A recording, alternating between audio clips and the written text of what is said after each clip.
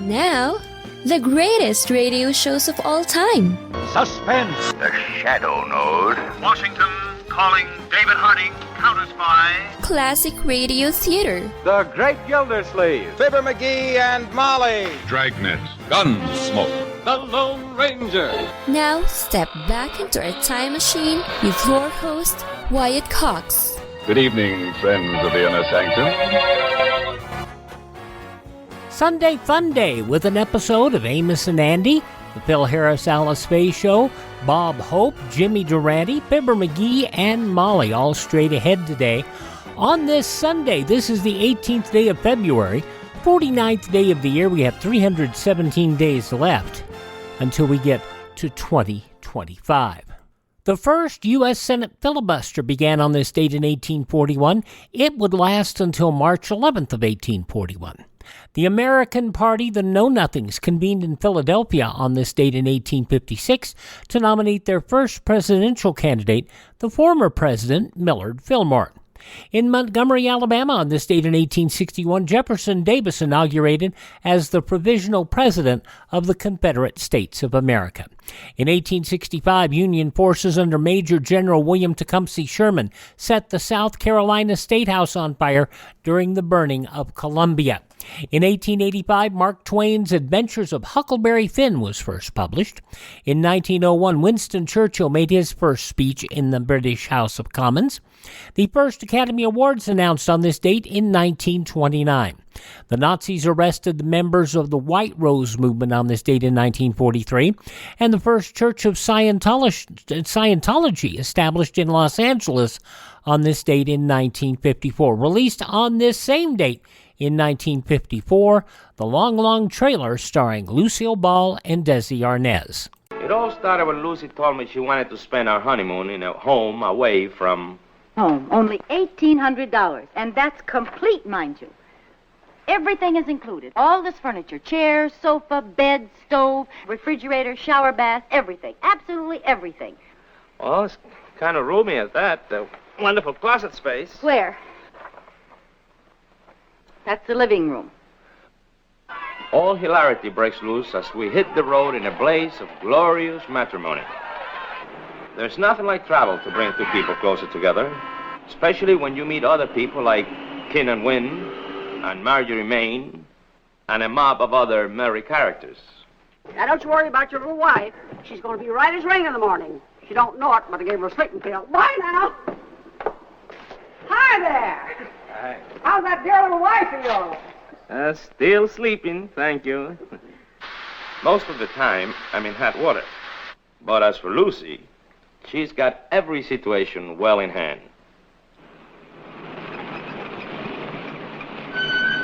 I didn't tell you to turn right.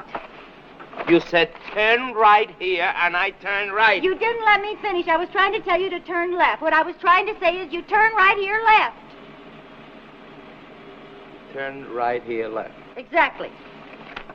Lucy's also the greatest helpmate a husband in trouble ever had. Now listen, everybody, quiet. There's too many people telling him what to do. You're confusing this poor boy. Only one person should give instructions. Take it easy. Slowly. Slowly, that's right. That's right. Uh-huh. Uh-huh. Stop. Go.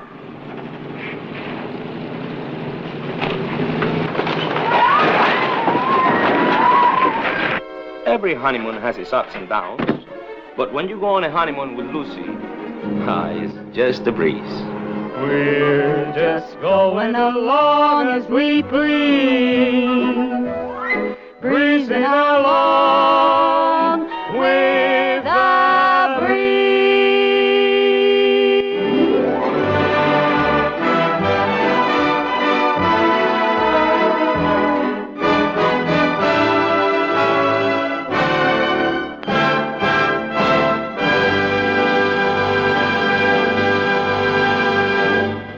The trailer of The Long, Long Trailer. Now, according to Turner Classic Movies host Robert Osborne, the studio wasn't sure if the film would be a success because it was thought people wouldn't pay to see Lucy and Desi in a movie when they could watch them on TV for free. I Love Lucy. Arnaz made a $25,000 bet, $285,000 today, with the studio that the movie would make more money than the current highest-grossing comedy at that time, Father of the Bride, starring Spencer Tracy and Elizabeth Taylor, and it was also conducted by Vincent Minnelli. Arnaz won the bet. Now, according to MGM Records, the film earned $3,978,000 in the U.S. and Canada and over $1 million elsewhere, resulting in a profit at the time of $1.517 million. Now that's over $17 million today. Lucy and Desi they were attractions. It doesn't matter whether you can see them free. If you see them free and you like them, you're going to want to pay money to go see them in the movies. And in the widescreen, the big screen, and in living color. Most people were, let's face it, I Love Lucy was not a color production. So they could go see them in color and see that red hair. In 1967 on this date, Robert Oppenheimer, the father of the atomic bomb, died of throat cancer at the age of 63. In this clip, he talks of the efforts and the effects, of a nuclear war.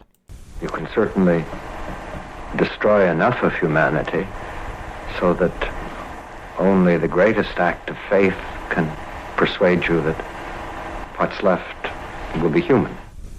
The father of the atomic bomb dying on this date in 1967. The Chicago Seven found not guilty on this date in 1970 of conspiring to incite riots at the 1968 Democrat National Convention.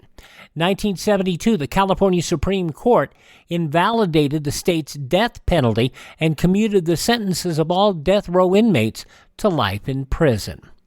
In 1974, the Shah of Iran, talking about the trust between he and his people, here's part of his speech. I'm not afraid of my people.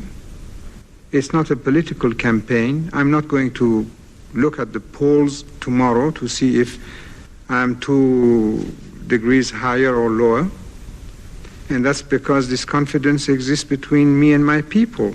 They trust in me, I trust in them. I believe that I know the job.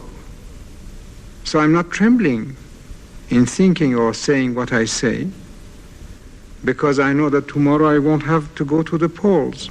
The Shah of Iran on this date in 1974. The Space Shuttle Enterprise test vehicle went on its maiden flight on this date in 1977. It really wasn't a flight. It was riding piggyback on top of a Boeing 747.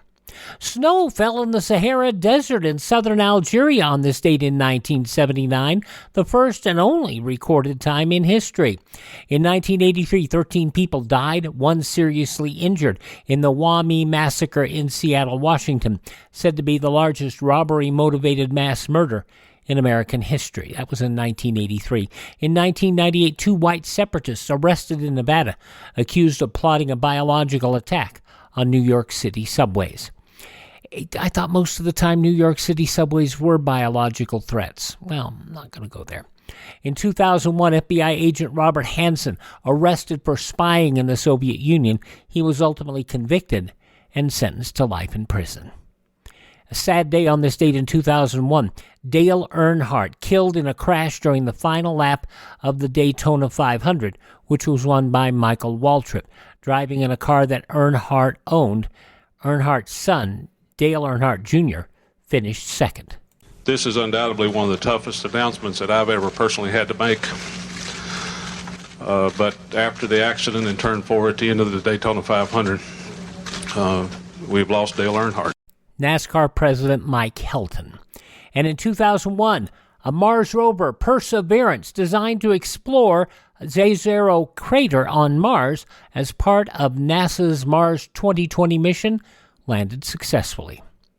Among others passing away on this date, apart from Dale Earnhardt and Robert Oppenheimer, Martin Luther, the religious reformer, gangster Frank Costello, actor Andy Devine, pro wrestler Kerry Von Erich, baseball broadcaster Harry Carey, holy cow, actor-director Noam Pidlick, and pro wrestler Ivan Koloff. Birthdays on this date include Edward Arnold, Adolphe Menjou, Wendell Willkie, Enzo Ferrari, Wayne King, Pee Wee King, actor Jack Palance, Helen Gurley Brown, the editor of Cosmopolitan for many years, actor George Kennedy, director John Hughes, and one of the best game show hosts that ever lived. Fight me.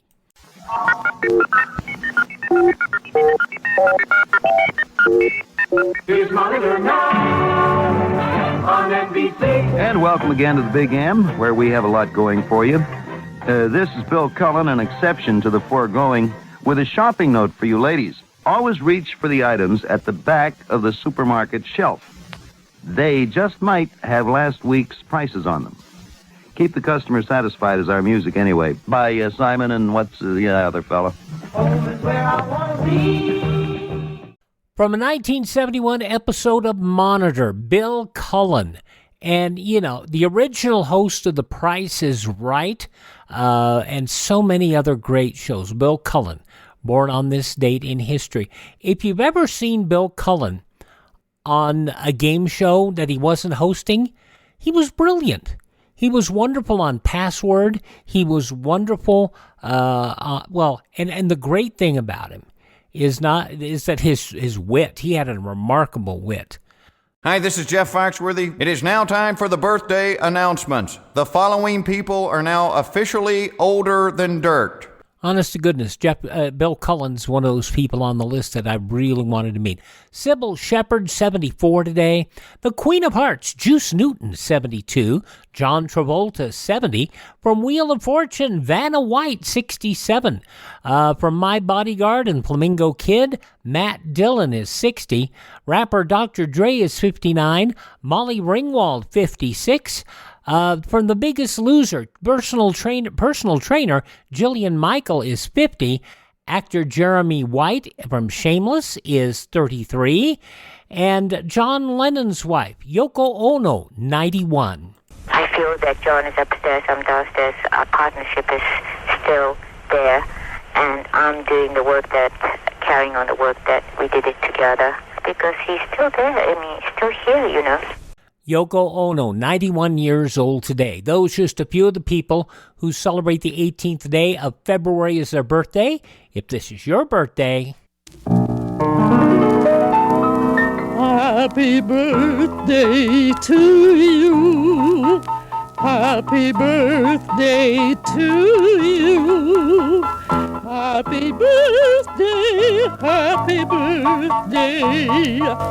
Happy birthday to you.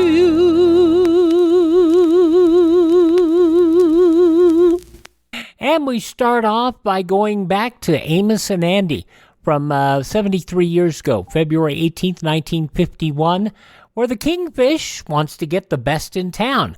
That's next when Classic Radio Theater with Wyatt Cox continues.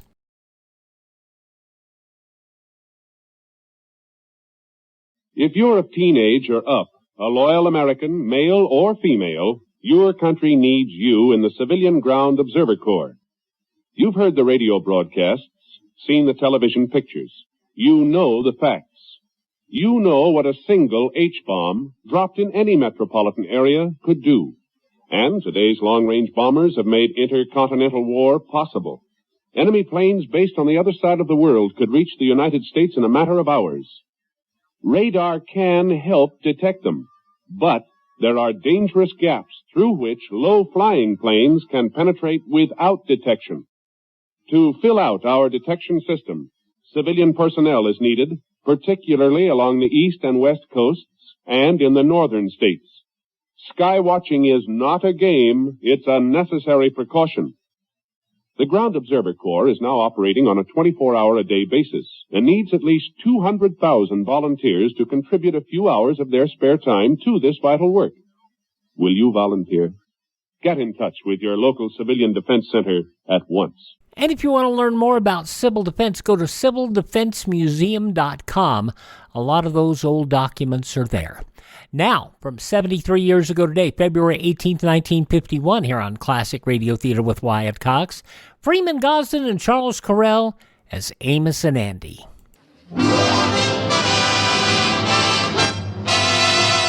Andy you know what that music say? Yes, sir, Amos. That music say good health to all from Rexall.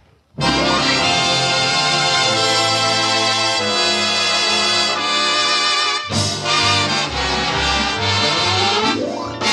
Amos and Andy Show with Ernestine Wade, Lou Lubin, Johnny Lee, Lillian Randolph, Roy Glenn, Leo Cleary, Vince Townsend, Dorothy Dandridge, Norma Green, Jeff Alexander's music, and radio's all-time favorites, Amos and Andy.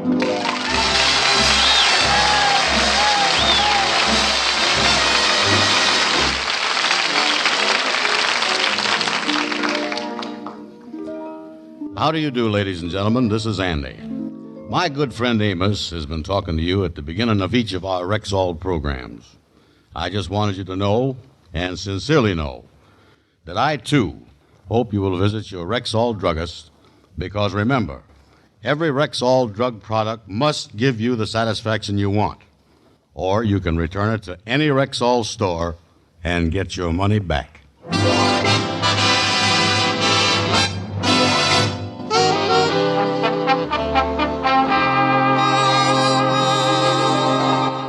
With spring only a month away, the Kingfish's wife, Sapphire, decided to pitch in and really do some house cleaning. She's put up her hair in a bandana and is right now wearing slacks and an apron, and she's just come into the living room. Holy smokes, Sapphire, what is you doing with that broom? I'm going to use this broom to sweep up in here. Oh, from that outfit and the looks of you, I thought you was going to ride the thing. My outfit don't call for no comments.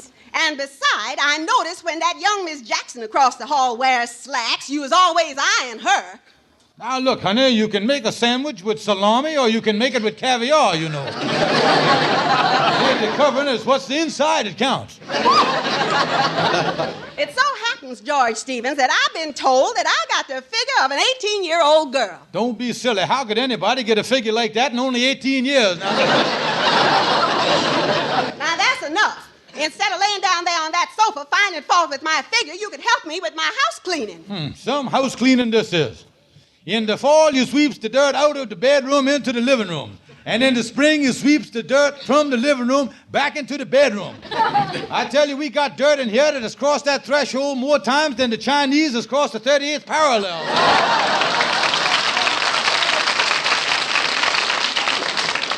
Listen, I don't see how you can just lay there and let me do all the work. I don't see how any man can stand by and let his wife work her fingers to the bone while he does absolutely nothing.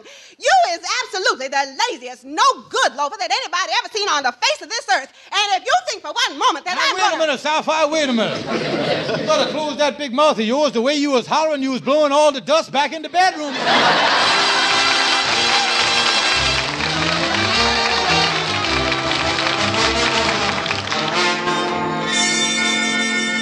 So you left the house and beat it down here to the lodge hall, huh, Kingfish? Oh, yeah. I had to get off the firing line there. She was lobbing shells at me. Yeah, she really cleaning up the place, huh? Well, I guess that dump-a-sile of yours really needs it. Hey, what you doing with that old rag over your arm, Kingfish? Oh, this, one of my old suits, Andy. Nice piece of material, unfinished Worcestershire, yeah. Yeah, Sapphire was cleaning out the closets and told me to get rid of the thing. Yeah, well, that ain't a bad-looking suit. And who knows? That velvet collar and the belt in the back might come back in style one of these days. Yeah, well, I ain't wore the thing for 2-3 years. I remember when I got the suit, though, Andy. I wore it the first time that I took Sapphire over, and, well, she took me over to meet her mama. Yeah. Yeah, look at there. I never did get all the blood stains, though, see there? Well, before I throw the thing out, though, I better go through the pockets here. Let me see what's in there. Oh, yeah. You never can tell when you left something in there. Might be something invaluable or something you can't. Yeah, well, let's see here. Here's a half a piece of pool chalk. Here's a letter here. I was supposed to mail this for Sapphire 3 years ago. Here's a shut-off notice from the gas company. Hey, what is this thing, Kingfish? Looked like a pawn ticket to me. Got a date on it there, December 1947. Oh, yeah, I had a tough winter that year. I had to pawn my bridge. I tell you, son, I had to gum my way through a lot of pablum before I got back on my feet that night. Yeah, well, There ain't nothing in this stuff here that's going to put you on easy street. Yeah. Say, what's this card here? Look like half of it been tore off here. Yeah, what is the thing? Some kind of advertisement or something. Say here, are you interested? Call Lehigh 75432 for the best in town. No charge. Can't make out the rest of it, and it's tore off here. Look like they give him something away. I answered one of them things once and got a can of kennel rations. You know, Kingfish, you must have been saving that card for some reason. Yeah, I wonder what it could be. Wait a minute, hand me that phone, Dan. I think I'll call up and feel around, see what this best in town could be here, you know. Yeah, man, after all, they say it's free. They giving it away all rotten. Oh, sure. Listen, when you speak to them, tell them that you want 3 or 4 of the best in town, Kingfish. Hello? Hello, is you the people that is advertising that you got the best in town? That's right. Well, I read your ad and I was interested. Now, these best in towns you got over there, they're good-sized best in towns, ain't they? 'Cause I don't want to get no skippy ones, you know. Oh, well, we have all sizes. You know how it is. Oh, yeah, I just wanted to make sure. I didn't want to take no chance. Excuse me a minute, say, Andy. Whatever it is, they got all sizes. Well, if they have shoes, ask them if they got any 14 and a half. Say, miss, I'm very interested in this thing. I wonder if you could tell me just I'm sorry, but Mr. Cunningham, who is in charge of the office, is out right now. Why don't you leave your name and number, and I'll have him call you back and give you all the information. Yeah, well, have him call me because I'm very interested. My name is George Stevens, and you can call me here at Lennox 78043. I'll have him call you. Goodbye. Goodbye. Well, then, a fellow by the name of Mr. Cunningham gonna call me back. Yeah, well, I don't guess he's going to call back right away. Let's go out to lunch. My stomach is so hungry it's snapping at my liver. Yeah. That's a good idea, Andy. Come on, let's go and eat something. Yeah, you know, this thing might work out fine. And whatever the best in town is, I think we ought to split it. Yeah.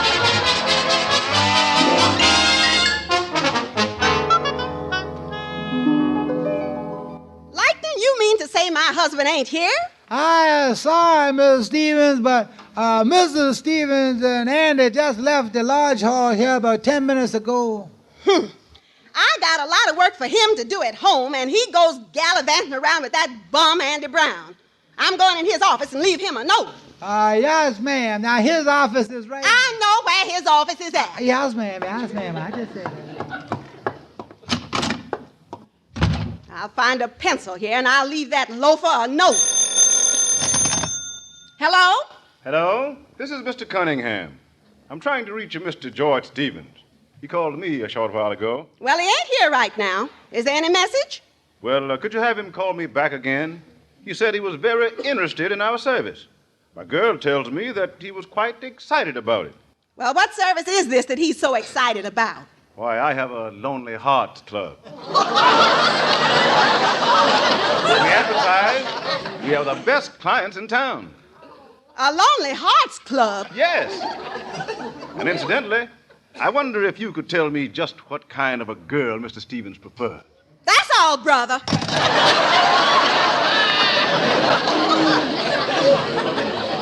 That bald-headed old goat. There's one rover boy that's come to the end of the trail.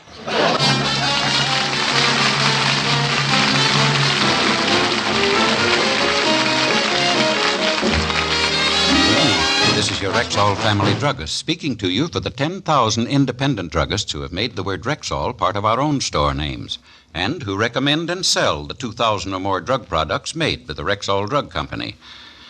Rexall MI31 is a good example. Used full strength, this all-round mouthwash, gargle, and breath deodorant kills contacted germs in a matter of seconds. Yet it will not harm delicate mouth and throat membranes. Ask for Rexall MI31 at any Rexall drugstore.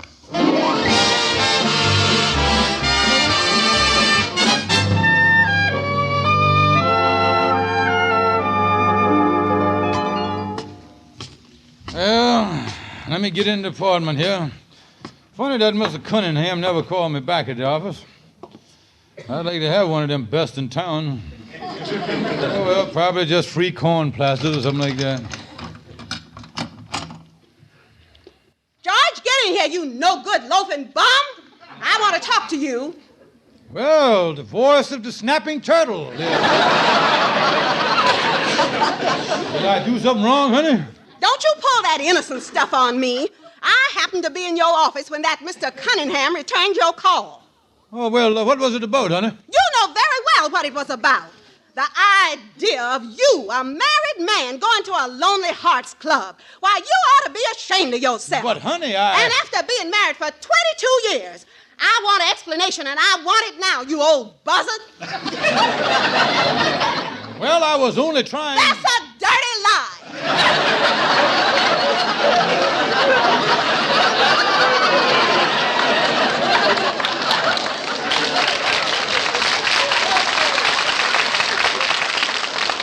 Well, now, listen, honey, I didn't know nothing about that Mr. Cunningham running no Lonely Hearts Club. Now, look here. I just found this card in my pocket. See there? All it say on there is the best in town. I think I was going to get something free or something. You see, the thing is torn, honey. I didn't know what it was. It's just curious about the number. I swear that's the truth. Well, George, maybe you is telling the truth for once. Of course I is, honey. Now, please put that flat iron back in the kitchen, will you? Now, let's talk this thing over sensible honest, honey. I ain't innocent. I didn't know there was no Lonely Hearts Club. If I wants to be lonely, I don't need to go outside. I got you.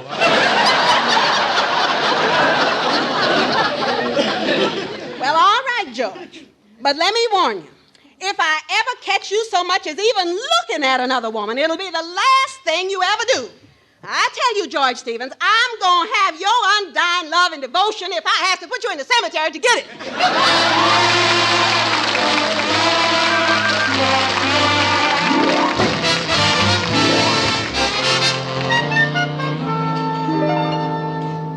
I guess the Kingfish ain't coming down to the lodge hall this afternoon. I'm going to have to take my nap by myself. Well, just as well. With both of us snoring in here, we're getting a lot of complaints from the neighbors. Well, I guess I'll... Oh, that must be the Kingfish. Come on in, you old goat. Oh, excuse me. I'm looking for George Stevens. Yeah, well, the thing is, hello?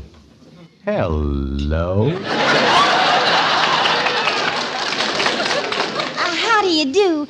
I was sent over here by Mr. Cunningham. Yeah, well, I don't know who you is, but I'd sure like to thank Mr. Cunningham. No, Mr. Cunningham from the Lonely Hearts Club. So this is what they meant by the best in town. Boy, they wasn't kidding, was they? But tell me this, why is a beautiful gal like you messing around with a Lonely Hearts Club? Well, my name is Brenda Thomas, and you see, I just moved into town, and I didn't know anybody here, and Mr. Cunningham has such a fine clientele, I thought I might meet some cultured and refined gentlemen. You see, I've just been so very lonely since I've been in town. Oh, yeah. You see, What's the matter? Is there something wrong? No, I just having a little trouble getting my breath, that's all. Yes, well, it's very nice of you to talk to me like this, but I'm looking for Mr. George Stevens. Can you tell me where I can find him? Well, you see,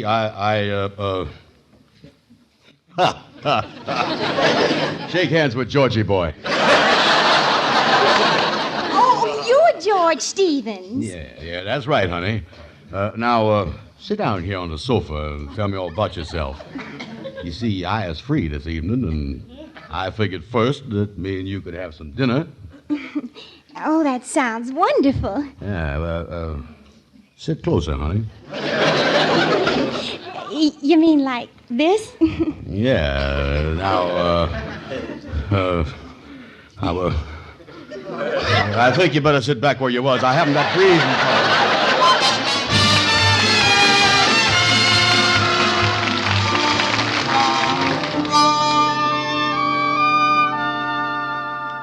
There you are, Miss Stevens. I has your hair all set. Oh, thank you, Mabel. You always do it so nice. That's why I like to have you work on it when I come here. Step right over here, Miss Stevens, and sit under the dryer. Now, here's a vacant one right next to Miss Thompson. Oh, thank you, Mabel. Oh, are you having your hair done too, miss? Yes, I have a date tonight.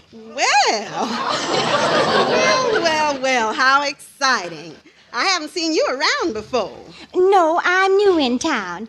But I was so lucky. I met the most attractive single man. And, oh, he's so nice. Well, you're very, very lucky, my dear, because you know you just can't trust the men these days. Yeah. Well, this one is different. He's just such a dreamboat. I've never met a man quite like George before. His name is George?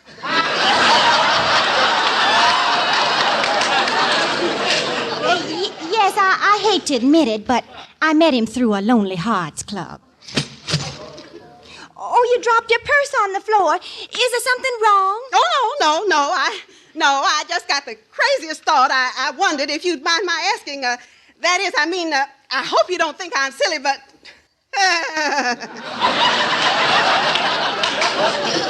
But this single, attractive dreamboat you met, does his last name happen to be Stevens? That's right, George Stevens. Do you know him?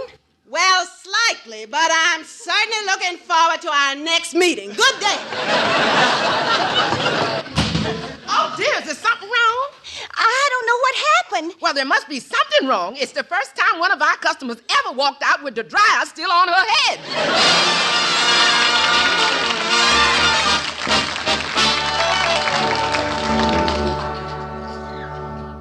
Kingfish, you say you still ain't been able to speak to Sapphire, huh? No, Andy, she won't talk to me. She done locked me out. No. Oh, yeah, she got a lawyer, and she gonna sue me for separation. Yeah, 'cause she got a process server out looking for me now. No fooling. Oh, yeah, process server got a summons for me. Oh, he's a mean-looking fella, got a face on him like a bulldog. He's about 6 feet tall. Yeah, well, listen, Kingfish, why don't you let me take the gal up there and explain everything to Sapphire? Oh, nothing doing, Andy. If she gonna take this attitude toward me, I gonna stand my ground. Yes, huh? Yeah, that's the whole trouble with our marriage. There ain't no faith in the thing. If she wants it that way, that's all right with me. And to think that this whole thing happened on account of that card in my pocket that I don't even know how it got there. Yeah, and you say you've been able to duck the process over up to now, huh? Oh, yeah. When you as dodge as many summonses as I is, you can tell them a mile off. When I spots one, my nose starts twitching like a Chesapeake Bay Retriever, boy. Well, look, who's coming across the street here, will you? Yeah, well, it's our old friend Shorty the barber there. Hey, come in here. Unlock the door there, and let him in here. Yeah, I'll do that. Hello, Shorty. How is you? Oh, I'm a happy kid. I'm a gay fella. I'm a joyous boy. I'm really a happy lad. I'm a mess.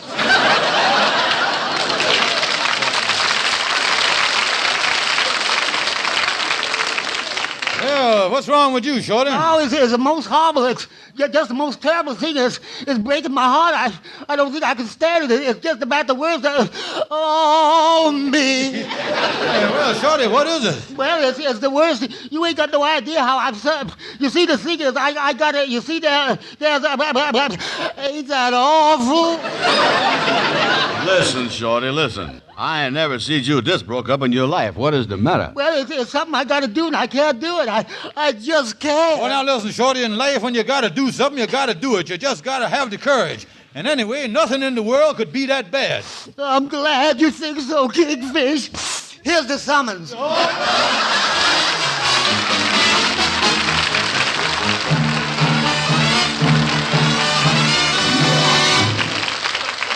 Here's your Rexall family druggist. Now, thanks to a brand new Rexall drug product, you can get all-round relief from colds. Tonight, it's my privilege to announce the availability of Anapac, recently developed by Rexall scientists. Anapac combines a well-known antihistamine with the time-tested APC formula of aspirin, phenacetin, and caffeine. In this way, Anapac gives you not only the antihistamine effect of prompt relief from cold symptoms, but also relief from the muscular and neuralgic aches, headaches, and fever that usually accompany a cold. And here's more good news. The drowsiness sometimes resulting from the use of antihistamine should seldom be encountered in this formula. Follow the recommended dosage and instructions on the label carefully, unless directed otherwise by your physician. Remember, for better and more complete relief from colds, ask for Anapac. That's ANAPAC, Anapac. A new Rexall drug product available now at Rexall drugstores everywhere.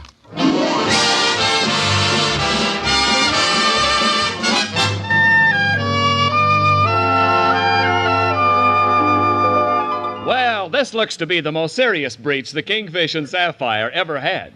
Sapphire's suit for separate maintenance is on the court calendar. And right now, Kingfish and his lawyer Calhoun are meeting with Sapphire in her attorney's office to discuss a property settlement. Now, as counselor for Mrs. Stevens, I call this property settlement to order. And I hope that both parties will conduct themselves as amicably as possible. After all, both parties are mature adults. He ain't nothing but a mature bum. All that stuff is mine. Don't you call me no bum. You shut your big fat mouth. That stuff belongs to me just as much as it do you. Why, you big loafer. Mrs. Stevens, please put down that inkwell. Now, that's better. Now, Mr. Calhoun, as attorney for Mr. Stevens, are you prepared to represent him in this property settlement? Is I prepared? Counselor, I is prepared to meet you as lawyer to lawyer and repudiate every one of your legal arguments point by point.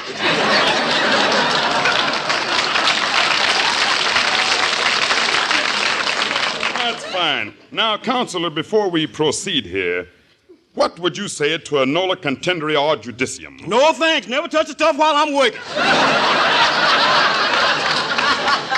Yeah, my boy really know what he's doing today. He really on the beam, all right. Now, regarding the settlement, I have here a list of the possessions which my client feels should revert to her. Yeah, and I got a list of the junkyard that my client wants. Now, first of all, my client demands the silverware. Now, wait a minute here. That silverware belonged to me. It's a family heirloom that was handed down to me by my ancestors. It was not. It was, too. That silverware has been in our family since my father was a busboy at the Astor. I know where that... We'll concede the silverware. We got him on the run, Kingfish. Now, the next thing on the list is the linens to wit. 2 chenille bedspreads, 4 pillowcases, 4 blankets, 3.5 sheets, and 1 lace tablecloth. That's the other half of the sheet. That all belongs to me. Yes, it's customary to award the linens to the woman. Now for the furniture. 1 living room suite. I bought that when I worked in the department store. 1 bedroom set. I bought that when I worked in a doctor's office. 1 stove and 1 refrigerator. I bought them when I worked in a defense plant. Kingfish, ain't you never worked no place, you bum?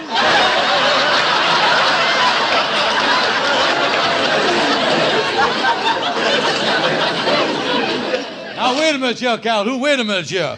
You was my lawyer. Oh, yeah. And Sapphire, I'm telling you one thing. You ain't getting away with that living room sofa. I got squatter's rights on that thing.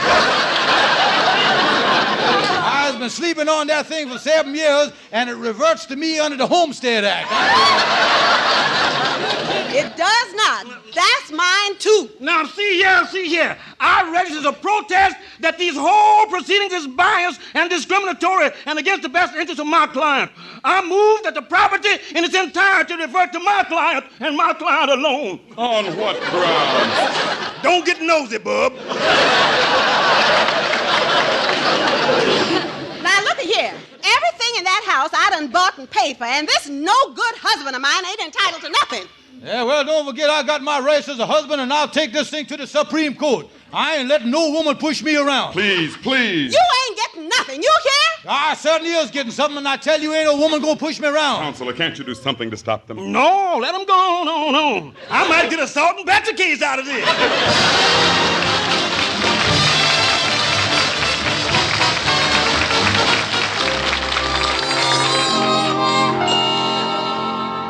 Oh, listen, Kingfish, try and pull yourself together here. I know you're feeling bad about this thing. Yeah, Amos is right. There ain't no sense blubbering like this, Kingfish. Why don't you go and try to explain the thing to Sapphire? Oh, no, boys.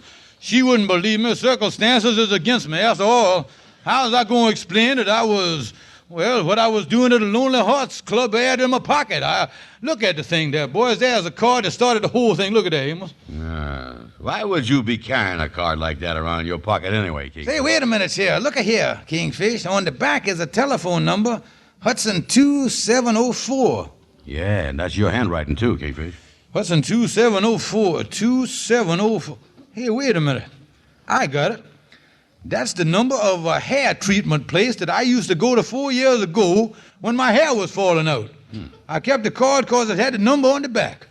Well, this sure proved that you was innocent, all right. Yeah, I'm going to take this card right over to Sapphire and show it to her now. Hair treating place, huh? You know, from the looks of your head, you got in trouble from both sides of that card.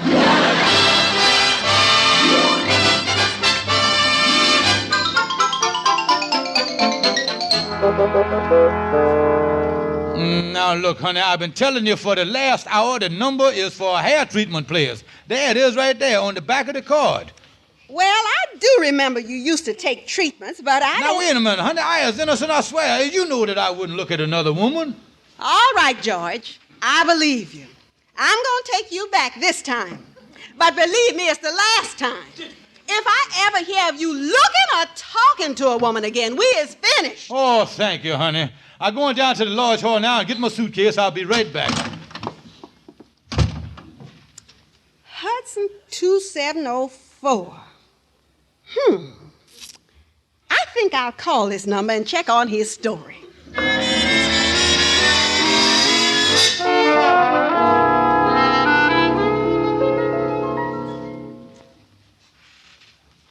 Oh, you're finished there, Mr. Telephone Man, with the installation? Yes, I've got the telephone all installed. What's the new number? I'm usually the one that answers the phones around here. It's Hudson 2704. And by the way, it just occurred to me, a couple of years ago, a hair treatment outfit had that number, but they've been out of business, so we're reissuing it. Oh, fine. Well, I'll be around if you want me. Well, you got a call on it already. Phone's ringing in the dressing room. Oh, somebody in there's got it. Hello? Hello? Hello, Lennox Burlesque Theater. Fifi Lamar speaking.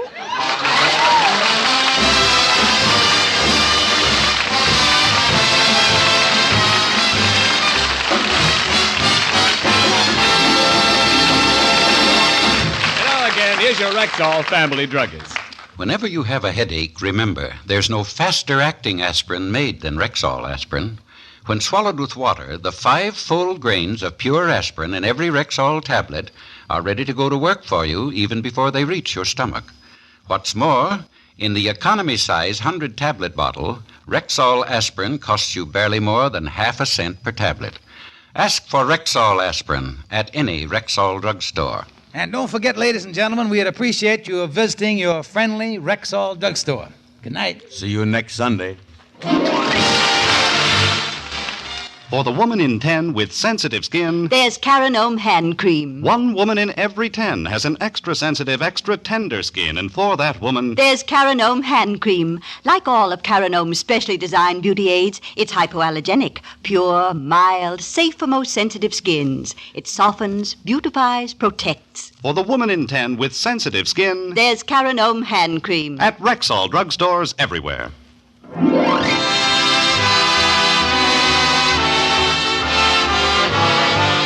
Be sure to be with us next Sunday at the same time when your Rexall druggist will again present the Amos and Andy Show. The Amos and Andy Show is written by Joe Connolly, Bob Mosier, and Bob Ross. Stay tuned for the Edgar Bergen Charlie McCarthy program, which follows immediately over most of these stations. Ken Niles speaking.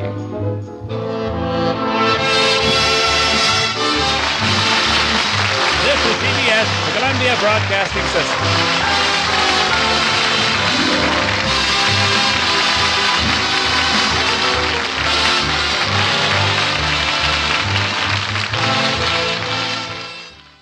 From 73 years ago, February 18th, 1951, Amos and Andy. We're going to stay on that same date, Sunday, February 18th, 1951, for an episode of the Phil Harris-Alice Faye Show coming up shortly. But first, we'll take a look at the newspapers of that date 73 years ago after these messages.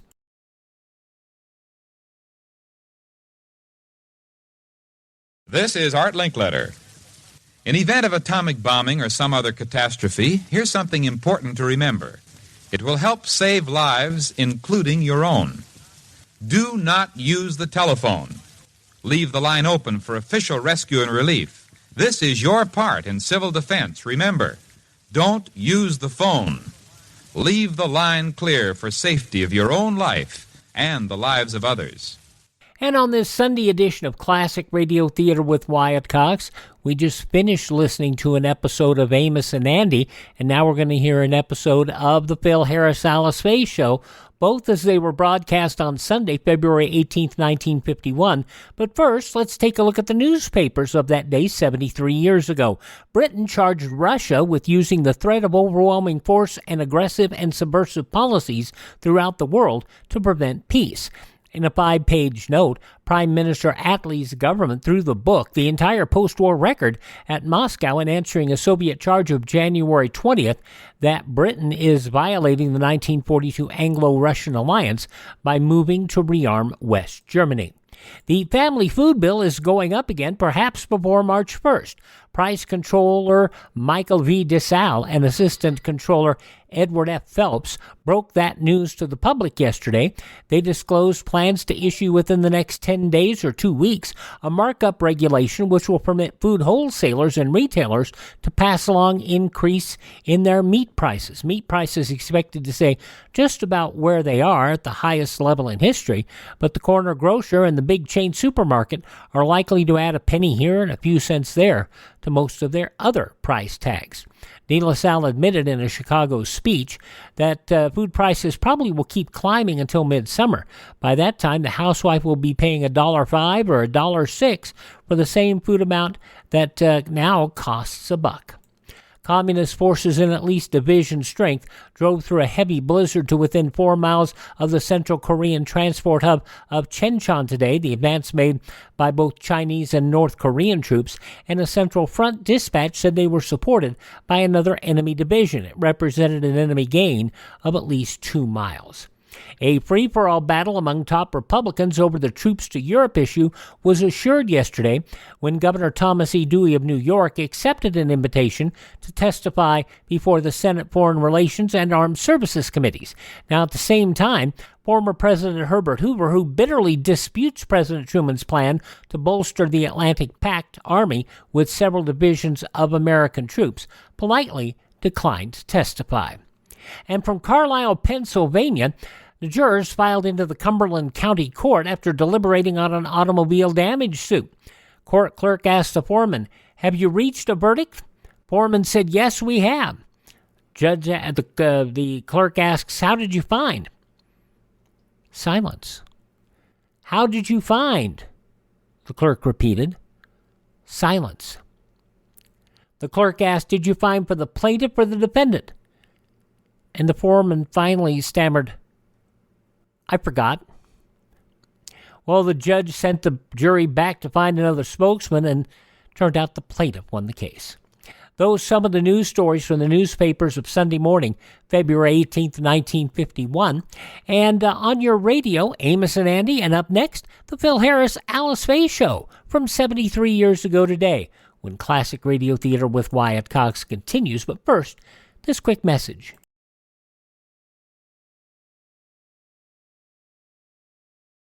This is basic civil defense information from the Department of Defense, Office of Civil Defense, Washington.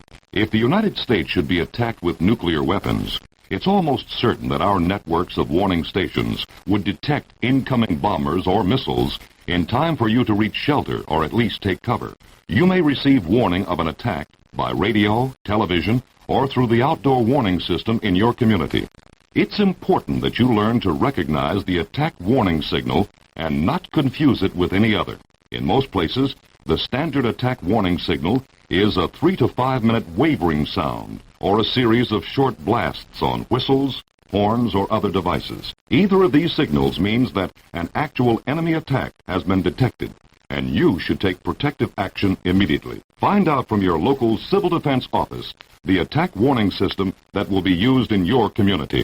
We'll have more comedy on our Monday program with an episode of Henry Morgan, another episode of Bob Hope, Jack Benny, Dennis Day, and Lum and Abner. That's all on Monday's show. But right now, the Phil Harris-Alice Faye Show with all the gang, including Remley, the Elliot Lewis character, 73 years ago, February 18, 1951, as the guys head for the Army.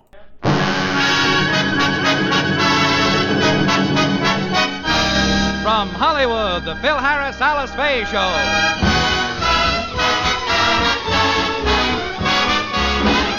For your enjoyment, here is the Phil Harris-Alice Faye Show, written by Ray Singer and Dick Chevrolet, with Elliot Lewis, Walter Tetley, Robert North, Janine Roos, Ann Whitfield, Walter Scharf and his music, yours truly, Bill Foreman, and starring Alice Faye and Phil Harris.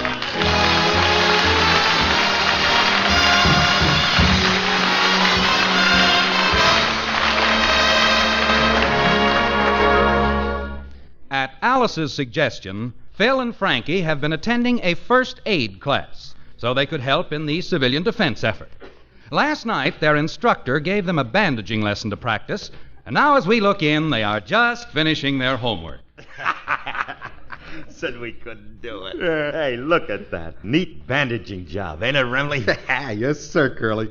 We know what we're doing every minute. Every minute. Too bad we didn't have a live person to work on instead of this thing. Well, you know, Remley, we can't have everything.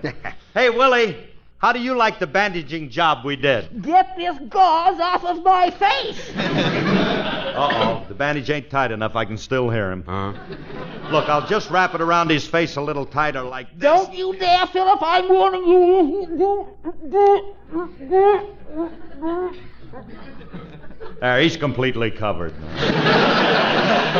I've bandaged him from head to toe, and there ain't a single opening. Thanks to me. What do you mean, thanks to you? What did you do? I filled in the cracks with cement.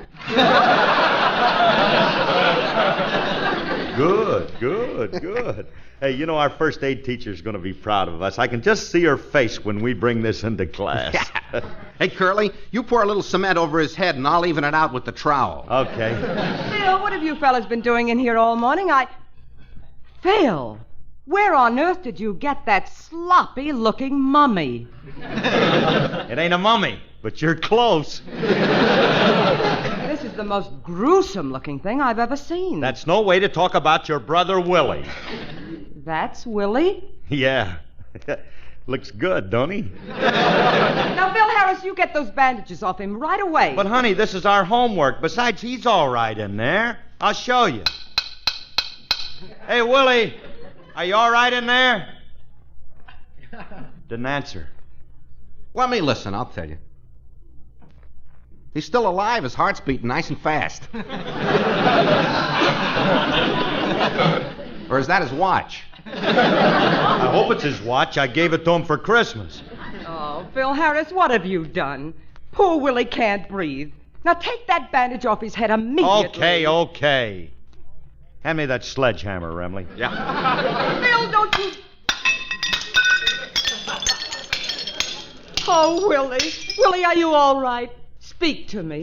Say something. Sis, for the last time, let's go to Reno and get rid of this beast. Phil, what's the idea of bandaging Willie like this? Well, we're just following our teacher's instructions. She told us to work on the dummy. That's the only one we could find.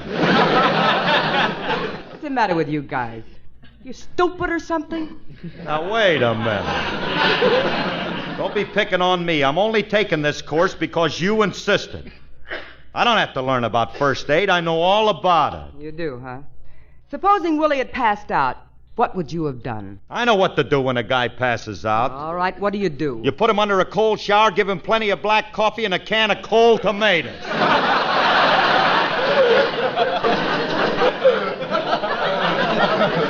The sure cure. Works on Remley every week.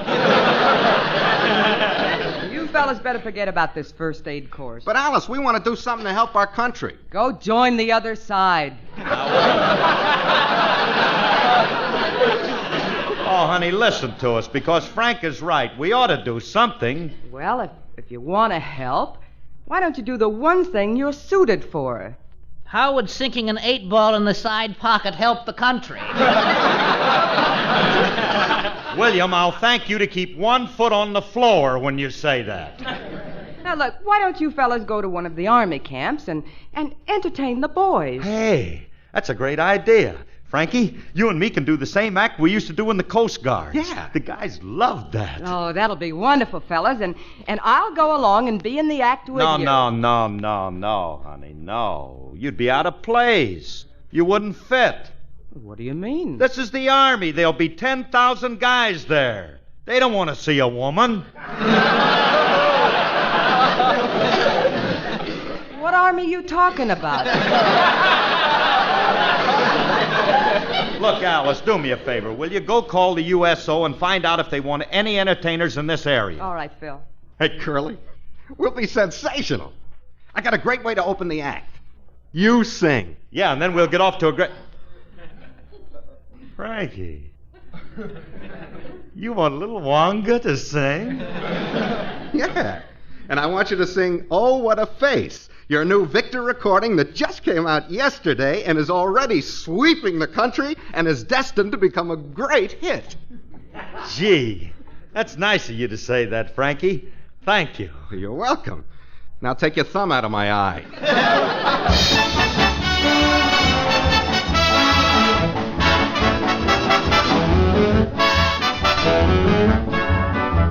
He carries her picture in his pocket.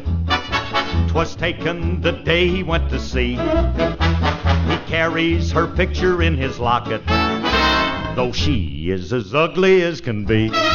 Oh, what a face. Oh, what a face. It's a disgrace. It's a disgrace to be showing it in any public place. One morning he took her to a pig farm. He told her to wait down by the rail. But when he returned, he couldn't find her. The farmer had put her up for sale. Oh, what a face. Oh, what a face. It's a disgrace. It's a disgrace to be showing it in any public place. She always liked to watch the horses when they were racing at the track, until the day she wandered near the stable and the jockey threw a saddle on her back. Oh, what a kisser. What a map. Oh, what a mishap. Oh, my hat. To be showing it in any public trap.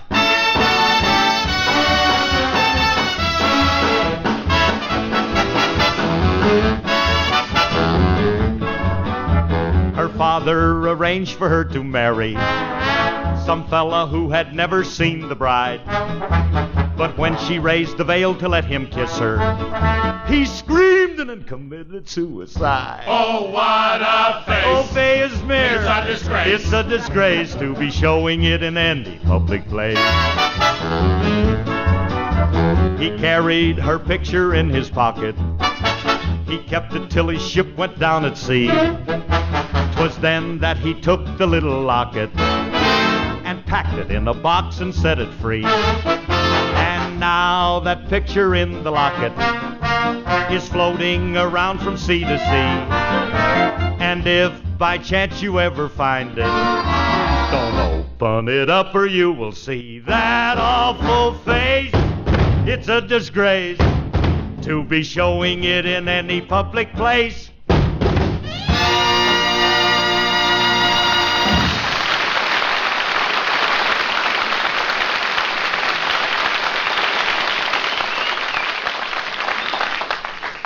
Gee, I'm crazy about those love ballads. Huh?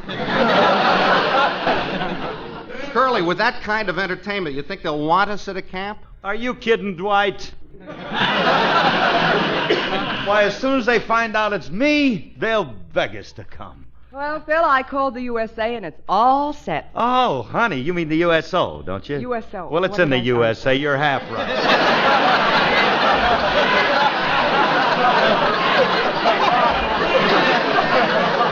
Hey, they told us we could... Hey, listen, Remley, you hear that? I told you what they... Hey, Alice, did you tell them that it was me who was coming up to entertain? Yes, but they said to come anyway. The only thing is, Phil, they want us to appear at the camp tonight. The show they had planned was canceled. Well, what's the difference? We can do it tonight. We remember the act. Hey, Remley, we open with you and me and the girl, and then we... Oh, nuts. What's the matter? Well, don't you remember? We used to work with a homely girl. We got laughs off her looks, remember? We got to have a homely girl for the act. Oh, yeah. Well, where are we going to get a homely girl? Oh, Alice. Hold it, beanbag. No, I didn't mean it that way, Alice. I thought maybe you could make up to look homely. Yeah, you know, honey. Pin your hair up, tie one of them bandanas around it, and put some goo all over your face, and then smear it with, you know, like you look when you go to bed at night. All right. We're going to have the act ready for tonight. We'd better get started rehearsing. Huh? Okay, now look, honey, you saw the act. You remember the jokes, don't you? Who doesn't? Oh, Phil, you're not going to do those tired old chestnuts. Wait a minute. Them jokes ain't old.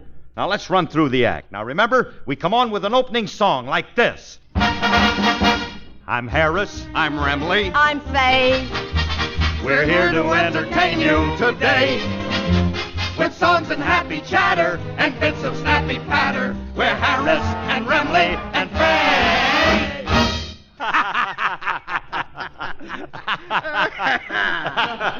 Well, what are you laughing at? Nothing's happened yet. We know what's coming. Hey, Harris, did the doctor tell you how to prevent catching all those colds? Yep, he told me to wear a nightcap when I went to bed. I tried it, but I couldn't sleep. Why not? The ginger ale kept dripping in my eyes.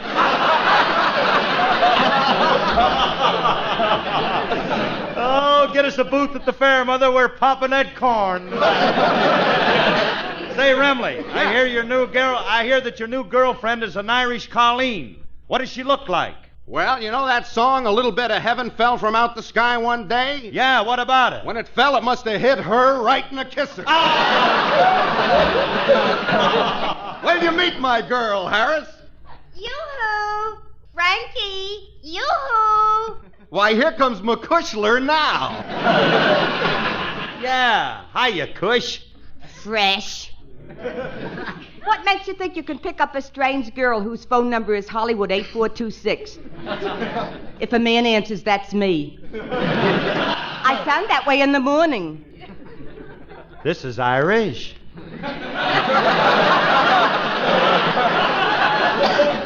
Hey, McCushler, why are you late for our appointment? I couldn't help it. On the way down, I gave a couple of servicemen a lift. Why should that make you late? I haven't got a car, and it ain't easy carrying those guys on back.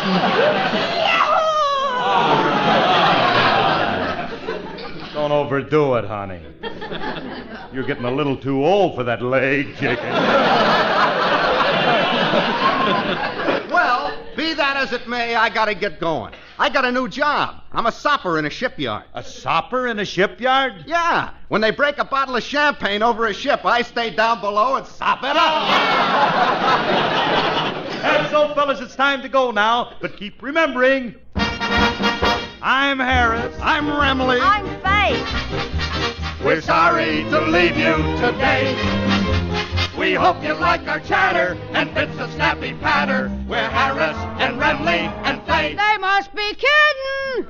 Harris and Remley and Faye. Oh, Jenny, dear.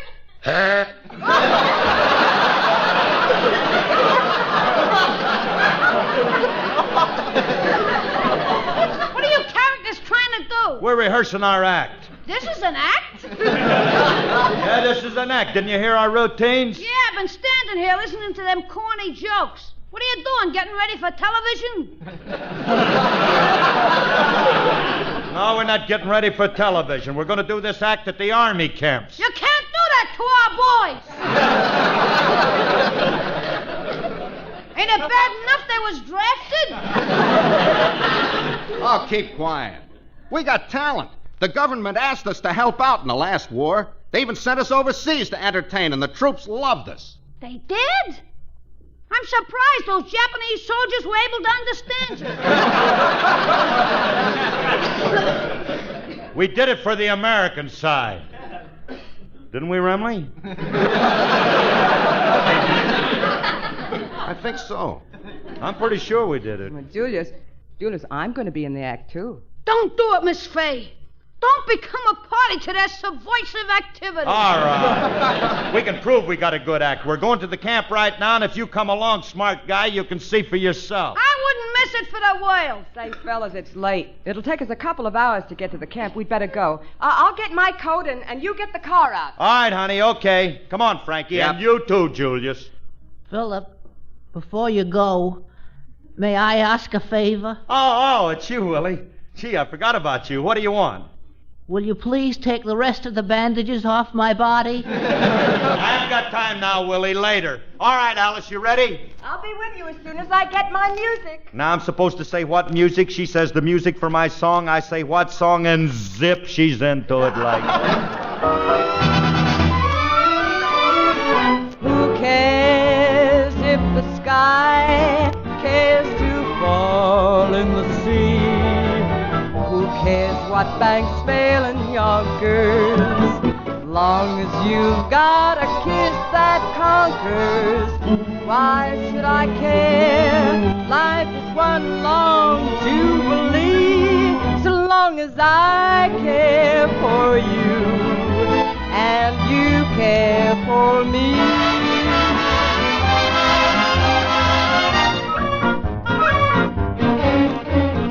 Let it rain and thunder, let a million firms go under. We are not concerned with stocks and bonds that we've been burning. I love you and you love me, and that's how it will always be. Nothing else can ever mean a thing. Who cares if the public chatters? Love's the only thing that matters. Who cares if the sky cares to fall in the sea? Who cares what banks fail in Yonkers? As long as you've got a kiss that conquers, why should I care? Life is one long jubilee. As long as I care for you and you care for me.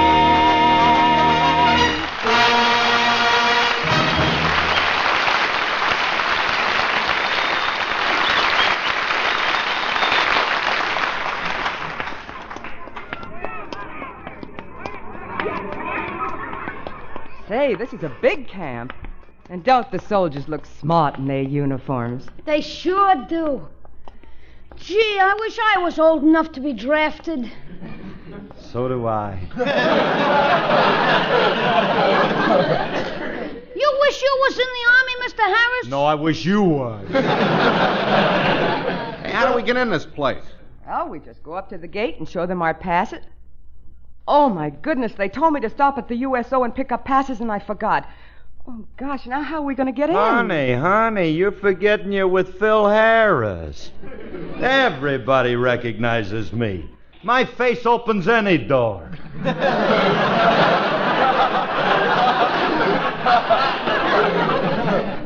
that's how your face got that way, from opening doors.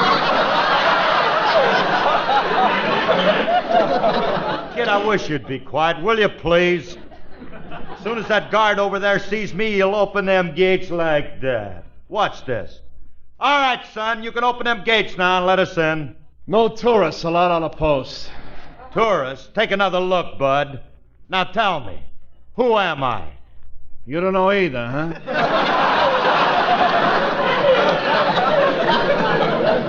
You mean to stand there in your big fat army shoes and tell me that you don't know who I am? No, I don't. Oh, this guy's been in too long. Look, bud, I'll give you a hint. Won't you come with me to Alabama? Let's go see my dear old mammy. She's frying eggs and broiling hammy. That's what I like about the South, yeah. Now, do you know who I am? Yeah, but even if you're Kay Kaiser, you're not getting that.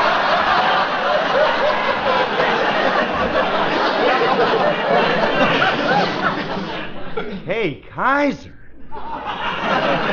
If he'd have said Burl Ives or Von Monroe, but Kay Kaiser. I'd have even settled for Rudy Valley. Soldier, I guess I'm going to have to tell you who I am. I'm, Phil Harris.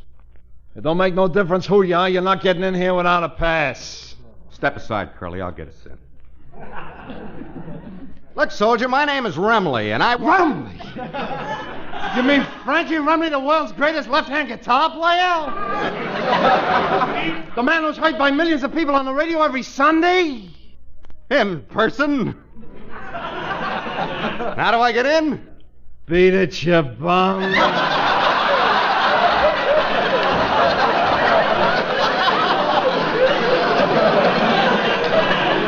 Now, you wait a minute. Nobody can talk to me like that and get away Frankie, with it. control yourself. You fellas aren't doing so well. I'll show you how to get in. Oh, soldier, will you please open the gate for me? Now, look, I told you I won't. Well. Keep the general lit in the window, Sergeant. I'm coming in late tonight. Hold it, soldier. This girl happens to be... Quiet, you 4F. Now then, what do you want, Blondie? Can I come in? No, but if you wait there, I'll come out.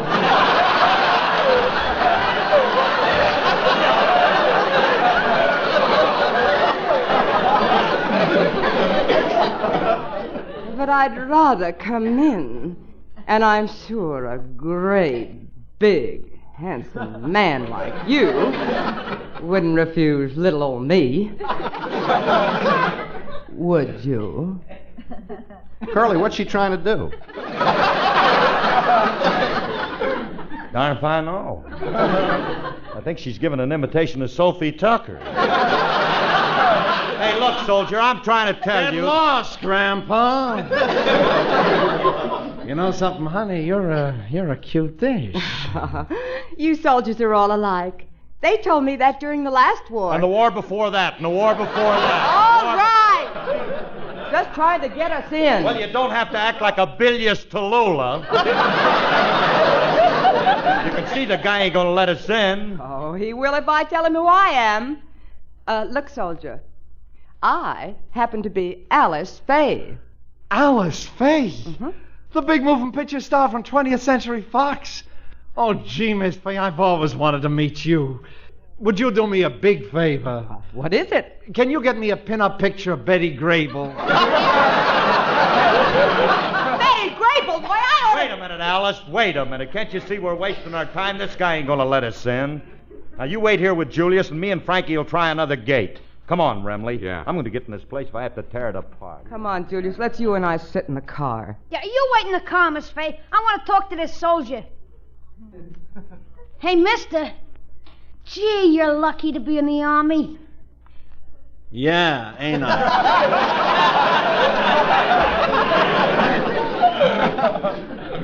How did you manage to get in? I got pulled. A bribe here, a bribe there. I'd love to be in uniform, but I'm not old enough. Hey, maybe you can help me. Would you tell me how to get in? I'll make a deal with you. I'll tell you how to get in if you tell me how to get out. I don't understand. I've always wanted to be in the service. I think it's the finest thing in the world for young fellas. You know, the good food and the... Hey, who are all them civilians with the suitcases getting out of the bus? Ah, that's a new batch of draftees just coming in. Now, run along, kid. I got work to do. All right, you guys, fall in. No talking. You're in the Army now. Left face. Forward march. Hop, hoo, hee, haw, hop, hoo, hee. Which one of you guys is hopping?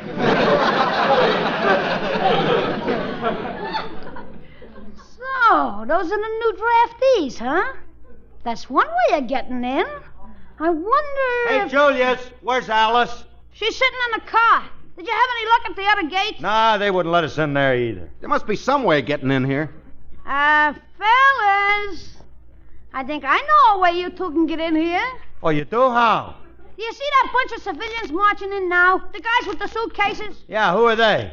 That's the band that's going to play for the USO show. Just get on the end of the line and follow them. Yeah? Oh, well, thanks, kid. We'll follow them. Hey, look, in the meantime, you go get Alice. Come on, Remley. Yeah. At last we're going to get in. man, how you gonna get in? I feel like a heel doing this to our army, but say again.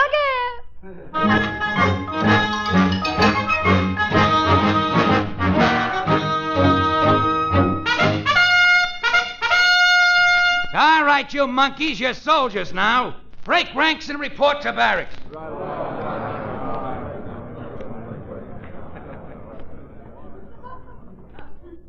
Remley. What? How'd we get these GI haircuts? And these uniforms. Take a look at these uniforms. My coat is shorter than the haircut. How about these shoes? Don't bother me, will you? I'm still weak from the shots they gave me. Curly, what happened to us? Well, now, let me see. We followed these civilians in. 2 guys grabbed us, cut our hair, threw uniforms on us, and the next thing I knew, we were standing here with a tin plate full of Spam. Who said this country can't mobilize fast? Mobilize? Remley, we've been drafted. Watch your language, Curly. Hey, we must have gotten the wrong line. What are we going to do? Now, don't get excited. Don't you understand? It's all a mistake. Come on. We're going to get out of here. Come on. That's a big place. How do we get out? Well, we get somebody to open the gate for us. There's got to be some... Hey, look there. Mm-hmm. There comes a nice-looking old man. See him? Yeah. The guy with the 3 stars on his shoulder. What do 3 stars mean? Who knows? I'll ask him. Hey, Hennessy!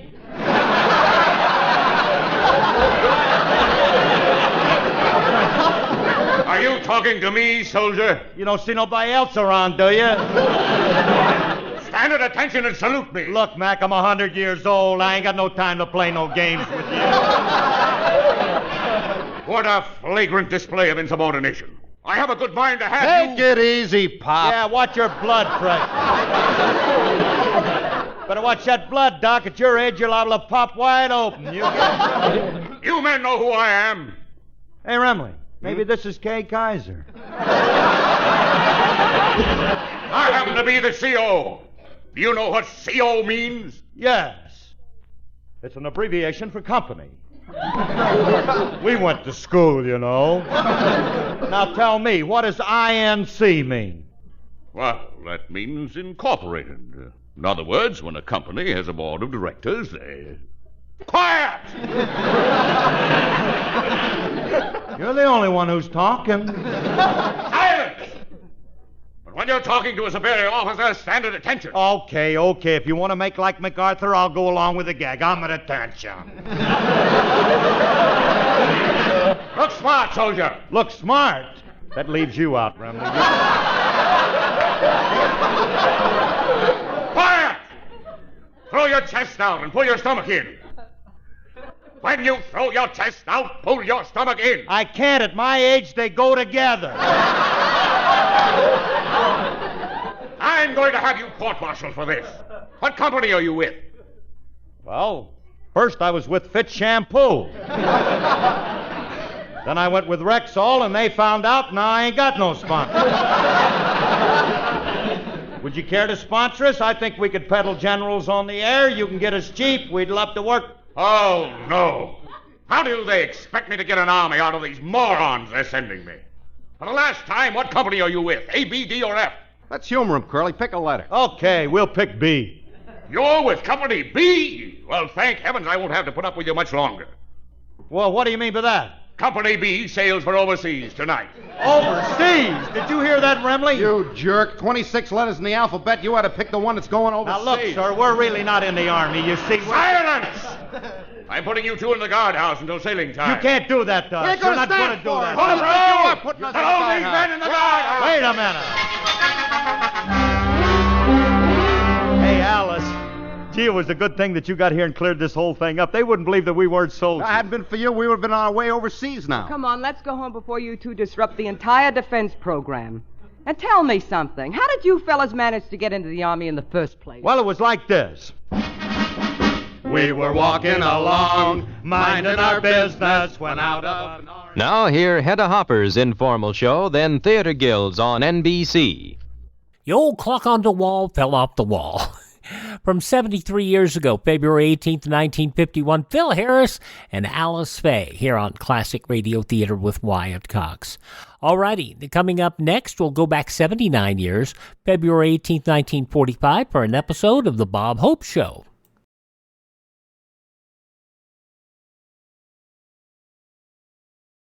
Friends, this is Bob Hope. If an atom bomb were to hit your home city, would you know what to do? Remember, one explosion of an atom bomb could kill 75,000 and maim 100,000. This is only one kind of a disaster which could strike. In addition to many forms of enemy action, there are the dangers of fire, flood, earthquake, and traffic. Knowing what to do before, during, and after a disaster can improve your chances of survival. There is something you can do and do now. You can learn a pattern of survival. Your local Office of Civil Defense is ready to help. Persuade your club, your church, your friends, and your neighbors to help to learn to live. Remember, this is the atomic age. No one can escape its hazards, but everyone can prepare. Listen carefully.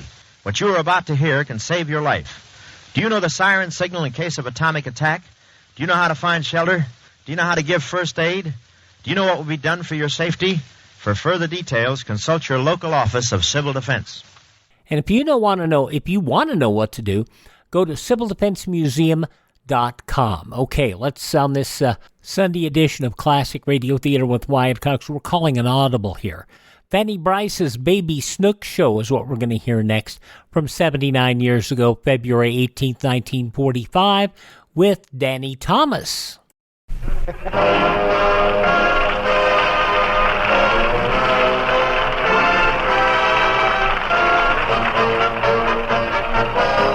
It's time for Fanny Brice's Baby Snooks with Daddy, Danny Thomas, and Carmen Dragon's Orchestra.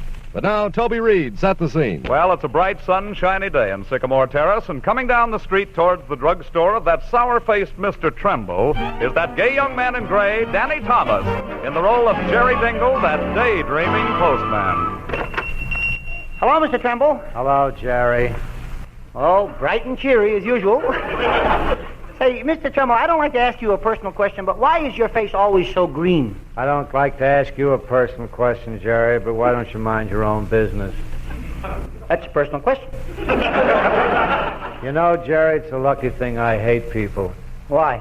Well, I wouldn't want to make an exception of you. You know, I'm glad you're a little confusing, Mr. Tremble. Otherwise, I don't think I'd like that remark.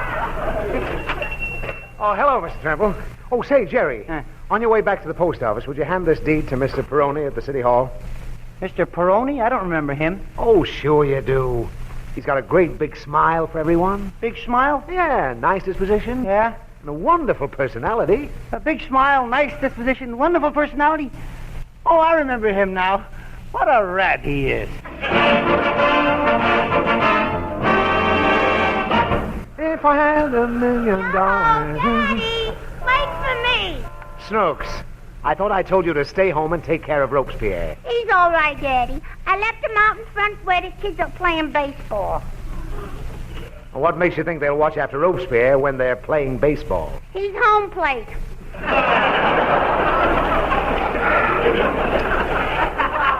Well, just run back and see that he's all right. No, I want to stay with you. Where are you going? No place. Are you going to play pinball machine at Trumbull? No, and stop following me. Are you looking for cigarette butts again? Now, don't be ridiculous. I just saw you pick one up. All right, so I was lucky. Now go on home. I don't wanna. Well, if it'll make you any happier to know, I've bought a house. Why? We got one. This is for investment purposes. I've made a partial payment, and I'm on my way to the bank right now to get the rest of the money. Mm-hmm. The whole thing is going to be a surprise for Mummy. Whose money are you going to get? Mummy's money. Is that the surprise? If you must know, it's a joint account. What's that? It means both your Mummy and I can take money out of it. You and me must have a joint account in my piggy bank. Never mind that. Now run along home. I have business to take care of in the bank here. What are you going to do? You wouldn't understand. Now, what are you going to do? I'm going to take out all my resources and put them in escrow. Does that mean anything to you? Uh-huh. You're going to take out all your horse races and put them in a scarecrow. Well, that is the silliest thing. Yeah, ain't it silly, Daddy? Come on. I want to tell that to the manager of the bank. Yeah, let's tell him. Oh, there he is now. Hey, Jim. What's the joke, Egan? This'll kill you. Yeah. Go ahead, Snooks. Tell him what I'm going to do. You're going to take out all your resources and put them in escrow.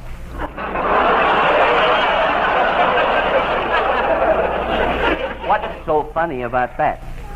What a dirty trick.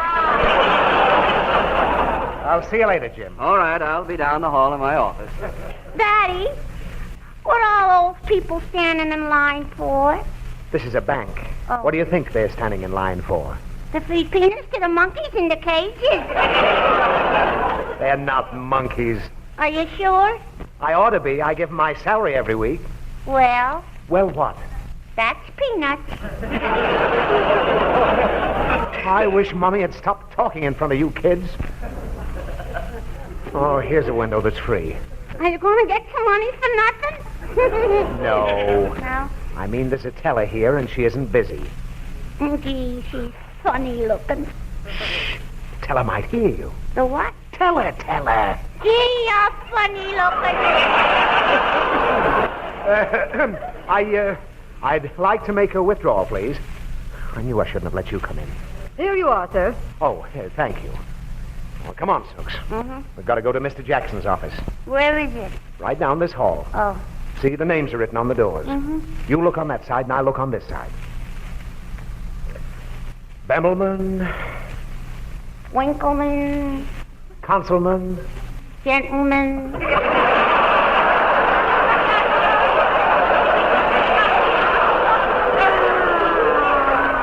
Jackson. Here it is. Escrow department. Oh, there you are, Mr. Higgins. It's all ready for you to sign. Just sign here. Oh, yes, thank you. There we are. Snooks, this is the start of the Higgins financial empire. Mm-hmm. I'll sell this house at a profit and buy another one. Then another and another. And that'll only be the beginning. Just the beginning? Yes. Do you know when I'll really get going? Uh-huh. When Mommy finds out you took her money out of the bank. Oh, don't be a wet blanket. Let's go out and look at our house. You're always looking at houses.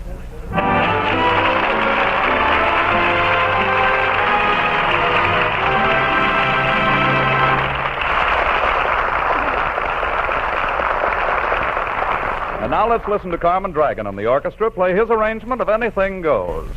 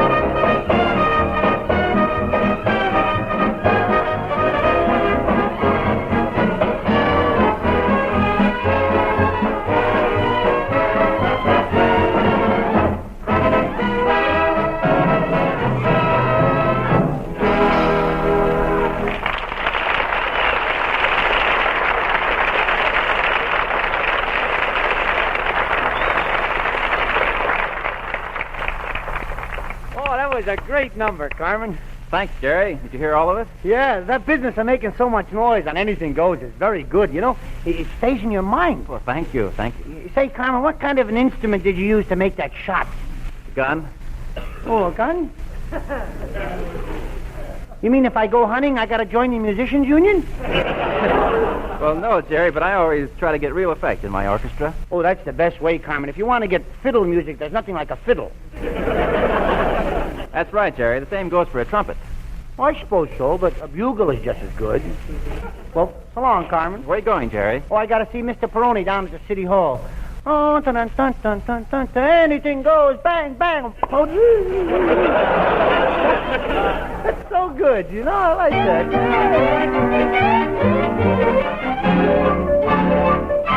And now let's pick up our postman as he enters the office of Mr. Peroni. Hello, Peroni. Hello, Mr. Peroni. Oh, you don't have to call me mister. Besides, I'm not Peroni. What do you want? Well, Mr. Higgins told me to give you this deed. Oh, Mr. Higgins thinks I'm still the registrar, huh? He probably doesn't know that I'm now the district attorney. You're the district attorney? That's right. Just like I always said, it's not what you know, it's who you know, you know? Do you mean to insinuate that my position of prominence was obtained through political influence rather than personal merit? Oh, I'd never say that. You probably had a friend who got you the job. That's ridiculous. Yeah, that's right. You haven't got any friends. You public servant, get out of here. Yeah, what'll I do with this deed? Get out! Yeah, but... Big shot district attorney. What is it, so tough to be a district attorney? All you have to do is go to college and get your DA. I could be a DA. I could be higher than that. I could be a DB. Wise guy calls me a public servant. I wish I was his servant. He'd have more respect for me. That guy always had an angle. I remember him during the Depression days when people were jumping through windows. He got a job fixing windows. Me, I got hit by a man. Mr. Peroni, he says to me. I should have said, you don't have to tell me. I deliver mail to your wife. I know you're not Mrs. Peroni. I should have said.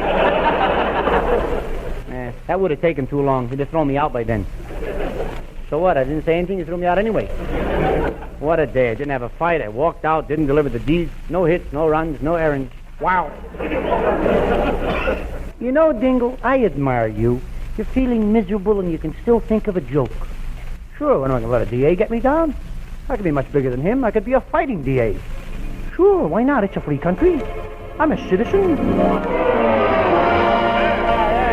Well, here comes the fighting DA. Yes, here he comes now. Looks mad. Hi, DA. Hi, DB. Hi, DA. Hi, DC. Hi, DA. Hi, DD. Hi, D. Hi, D. Hi. Now, listen, men. My record as the greatest DA is being threatened. Killer Peroni is still on the loose. The papers are cracking down on me, and those Sunday issues are getting heavier all the time. Well, get him, DA. What's he done? Plenty. He shot 85 men, 63 women, and 23 kids. Well, what's he wanted for? Carrying a gun without a license. I'm offering a reward for him. What's the reward, DA? $500 dead, $1,000 alive. Bring him in half dead, he gets $750. And remember this, I don't care how you get him. Anything goes.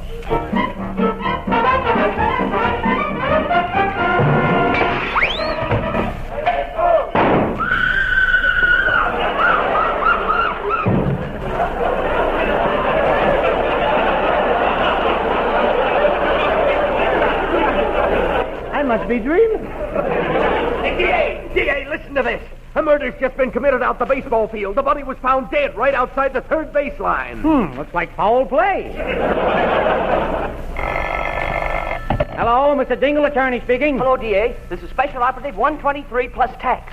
We're trailing the Peroni mob. The Peroni mob, that's wonderful. We've been chasing them for 50 miles. How you making out? Great. We're getting 18 miles to the gallon. I don't care about that. Are you catching the mob? Don't worry, we will. We made Glendale to Riverside in 30 minutes flat. What are you doing now? Fixing the flat. Well, hurry up. If you don't catch them in the next 30 miles, come back. Why? We only got a B book. What's the matter? The Peroni mob shooting at you? No, it's just my bubble gum. Bye. Ben, we finally located the Peroni mob. Now's our chance. Ryan, you go with Nelson. Gordon, you go with Mayer. Jellison, can you play gin rummy? Yes. And you come with me.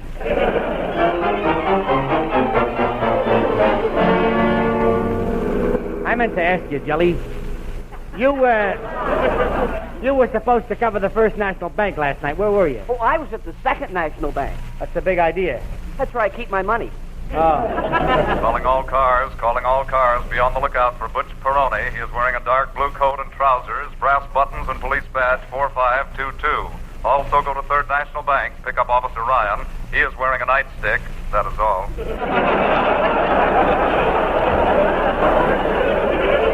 Holy smoke, let's get going. He's headed for the Fourth National Bank. What are you so excited about, Dingle? That's where I keep my money.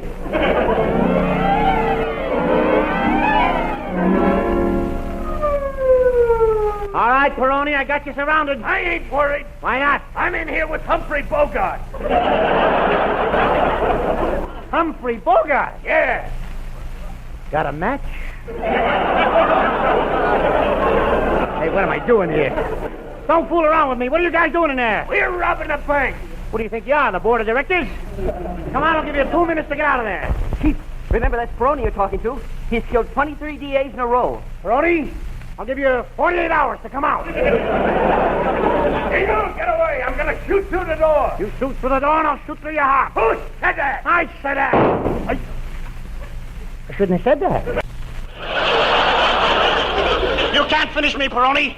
You asked for it. Listen, Peroni. Listen.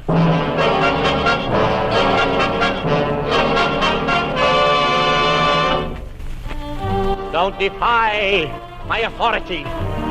Come out, and surrender to me. For if you force me to come in there, your fate will be worse than death in the chair. You fools! Don't you know you cannot win for?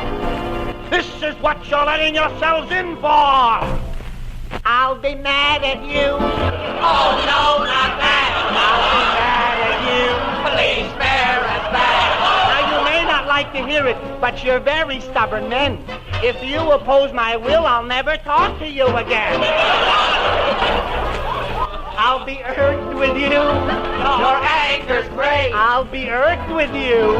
Oh, cruel fate. Now you know how much I want you to come out, and you refuse? You're monkeying with dynamite, and you can only lose. If you guys don't give up, do you know what's in store for you? What? I'll hate you with all my might. I'll punish you. I'll put you in a room and lock the latch. A room that's filled with cigarettes and not a single match. I'll meet you in the street when there's a heat of 102. Then I'll blandly ask you, warm it up for you? When you buy some shirts on sale and think you were in luck, I'll ask you what you paid for them and tell you were stuck. I'll give my life to bring your lawless living to a close. But when you start with me, you'll find anything goes. Boy, you shouldn't have said that. Anything goes. What's going on here?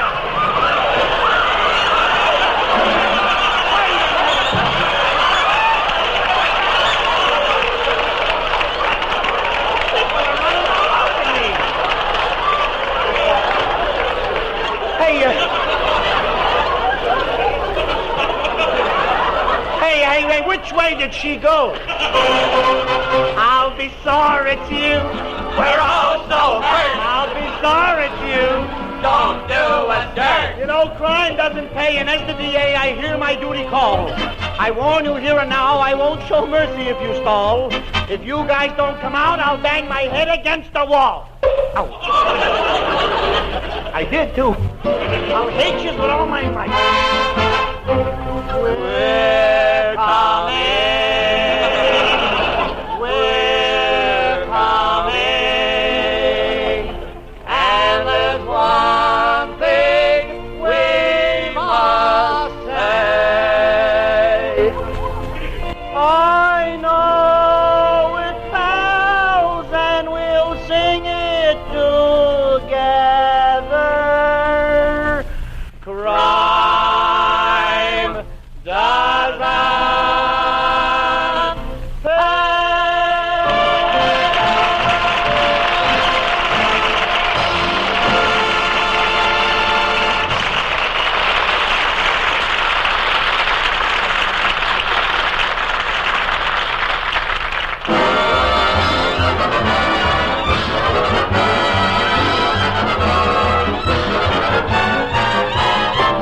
here's Carmen Dragon with his arrangement of I Know That You Know.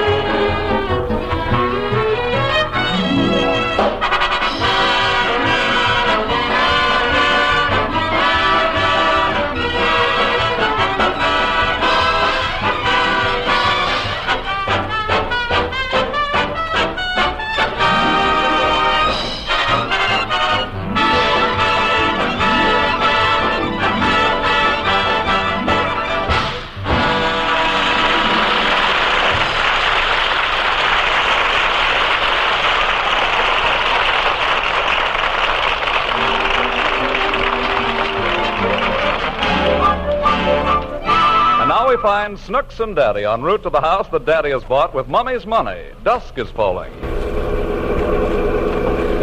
Oh, Daddy, I'm tired. When are we going to get there? Now, don't be so impatient, Snooks. The real estate man said he was only 5 miles from town. What town? I wish I knew. Gosh, it got awfully dark fast, didn't it? I don't think so. It took all day. Well, that's one way of looking at it. Say, there's a signpost. I'll stop the car and we'll see where we are.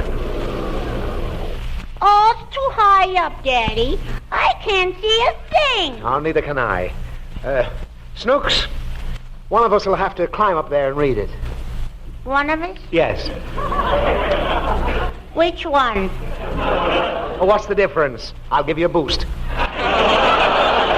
Up you go. Well, what does the sign say? West Point. West Point? Why, that's impossible. Get out of my way. I'd better climb up myself and read it. Oh, Daddy, you better come down off the pole. Why? You were right. It isn't West Point. What is it? Wet paint. Something wrong, folks? Yeah. We're lost. We're looking for number 5, Oak Tree Road. Oh, you mean the old haunted house by the cemetery? Do you know what, Daddy? What? I think we better stay lost. Oh, don't be ridiculous. Listen, mister, can you tell me how to get there? Well, it takes 5 minutes. To get there? No, to tell you how. Now, get down the road a piece.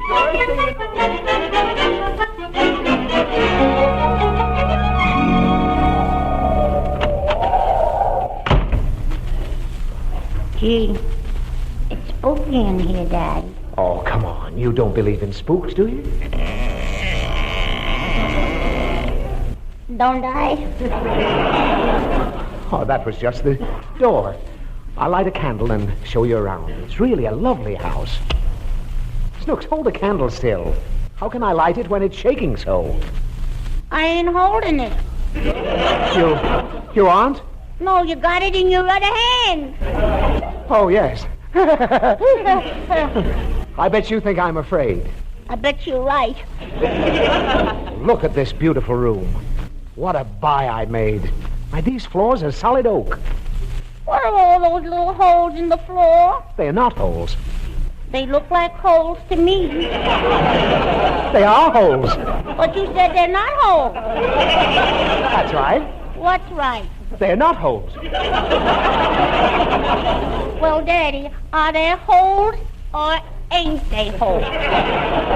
Yes, they are not holes. Now, do you understand? Yes, I don't. Now, stop picking on this house. There's not a flaw in it. Not a floor in it? No. Then what are we standing on? A floor. But you said there was no floor. I did not. I don't like this house. Snooks, don't be so contrary. This is a wonderful house and a swell investment. I can get a big resale out of it. Why? Because there's no ceiling on this house.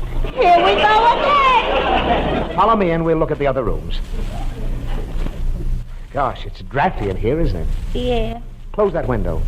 All right, Daddy. Why, there's still a draft. Did you close that window? I closed it around the edges.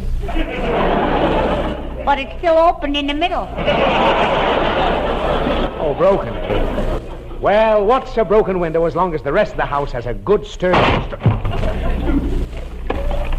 Well, don't just stand there. Help me out of this hole. Gee, this floor is shaky. You can say that again. Gee, this floor is shaky. Let's go into the dining room. The door is closed. And it's stuck. It is not. It just doesn't open that way. It does now. How do you like that? Broken doors, broken windows, broken floors. What'll I do when Mummy finds out I've been swindled? Stuck. This is nothing but an old deserted dump. And besides, it's full of old, dirty old spooks. Now, don't be silly. Hey, I thought I heard footsteps. You thought? Oh, I must be imagining things. Snooks, dear. Don't be frightened. Here, let me hold your hand. Yeah. Now, are you still afraid? No, Daddy. Are you? Of course not. Then why are you biting my fingernail? Oh, pardon me. Well, if there's somebody in the house, I'm going to find out. Hello. Hello. It's just an echo. Are you sure? Certainly. Listen. Hello. Hello. I'm Lancelot Higgins. So what? Are you still sure? Hey, Snooks, Mr. Higgins. Oh, gee, Mr. Dingle, why's the echo? Hello, Snooksy. Hello. Say, Mr. Higgins, I brought a man over. He wants to buy your house. Wants to buy my... Oh, boy, this is my chance. I'll wait outside. Oh, Mr. Taylor, here's the man you want to see. How do you do, Higgins? I'm a man of action. How much do you want for this house? Well, I must consider. It's a beautiful house. Wonderful location. Yeah, and right next to the cemetery. Well, you can't live forever. Out here in the country, you'll get plenty of sunshine. Because there ain't no ceiling.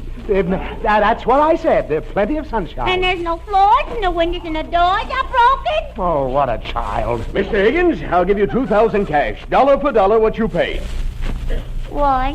Never mind why. I'll take it, Mr. Taylor. All right, here's the money, and good day, sir. Good day. Hey, did you make a good deal, Mr. Higgins? Wonderful, Jerry. Yeah, he said he was prepared to pay $10,000 because the railroad's going to build through here.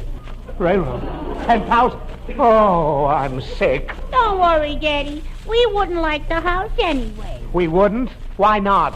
We'd have to get up in the middle of the night to let the trains through.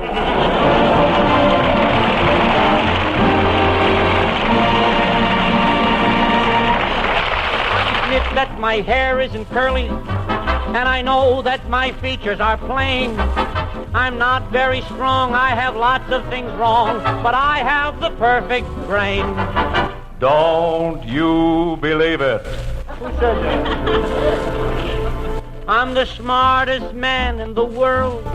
I can speak in any tongue. When I dine, I know just what the menu means. I can order Julienne crouton, La Benedict soufflé. Can I help it if it always turns out beans? I'm the smartest man in the world.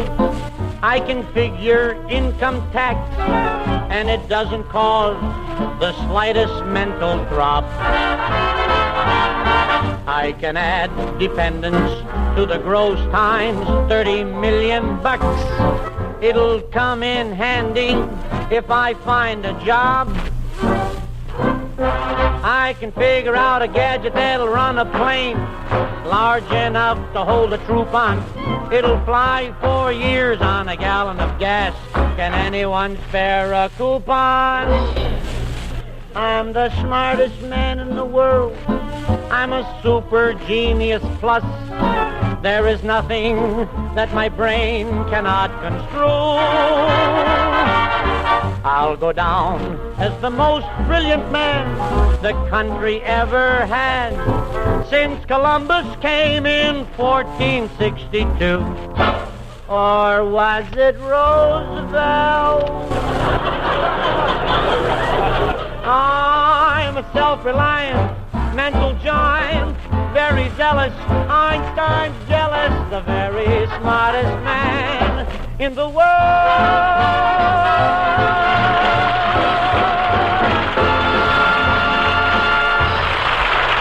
This is the Armed Forces Radio Service.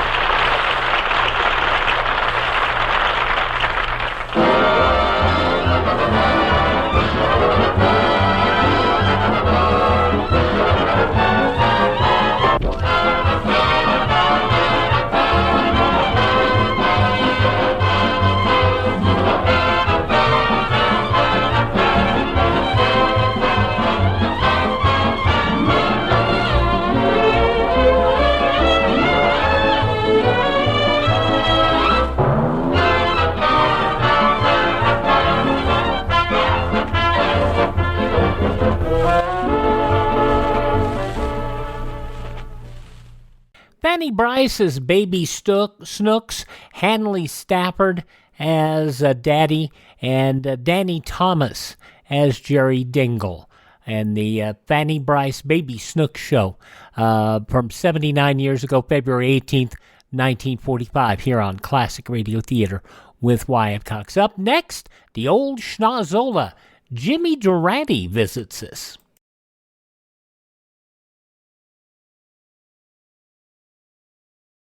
Civil defense is common sense. This is Boris Karloff. No one can guarantee the survival of every home during a nuclear war, but a strong civil defense can save millions of lives. Make sure that yours is one of them. Learn how to protect your home. Call Civil Defense today. Or go online to civildefensemuseum.com. Who knows? They might have a recipe for antipasto. Classic Radio Theater with Wyatt Cox continues now with an episode of the Jimmy Durante Show. Jimmy, Victor Moore, and Peggy Lee, all in this episode from 76 years ago, February 18th, 1948. Good health to all from Rexall. From Hollywood, it's the Jimmy Durante Show. A-dink-a-dee, a-dink-a-doo, a-dink-a-dee. Oh, what a tune! A-dink-a-dee, a-dink-a-doo, a-dink-a-dee. Yes, 10,000 Rexall drugstores who carry the complete line of top-quality Rexall drug products bring you the Jimmy Durante Show with Peggy Lee, Candy Candido, Roy Bargy and his orchestra, the Crew Chiefs Quartet, yours truly, Howard Petrie, and that bashful little butterball, Victor Moore. And here he is, ladies and gentlemen, back from Florida, where he attended the wedding of the season, the one and only Jimmy Durante in Venice.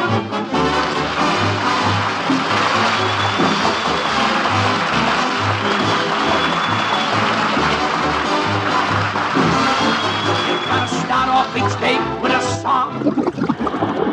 Even when things go wrong, you think better, you even look better. How do you like that? Rockefeller went away on his honeymoon and forgot to turn off his oil wells. Don't worry, folks, he's got to be back in 24 hours. He was married in a rented tuxedo. Ah, you lucky, lucky schnoz, being at the wedding of Winthrop Rockefeller and Barbara Sears. Tell me, who gave Barbara Sears away? Roebuck, who else? Now they're going to settle down and raise their own little catalogs. Oh, what a lavish wedding that must have been, Jim. You know, Winthrop Rockefeller is one of the wealthiest men in the country. I'll say he's wealthy. At the wedding breakfast, they serve nothing but money. Tell me, who wrote that in there? You know, I don't mind the joke flopping, but I hate to face those comedians in the Brown Derby tomorrow morning. Say, tell me, Jimmy, what part... Wait a minute, I got another line here. Just my luck, it's not on my diet. The doctor says I'm not allowed to have greens.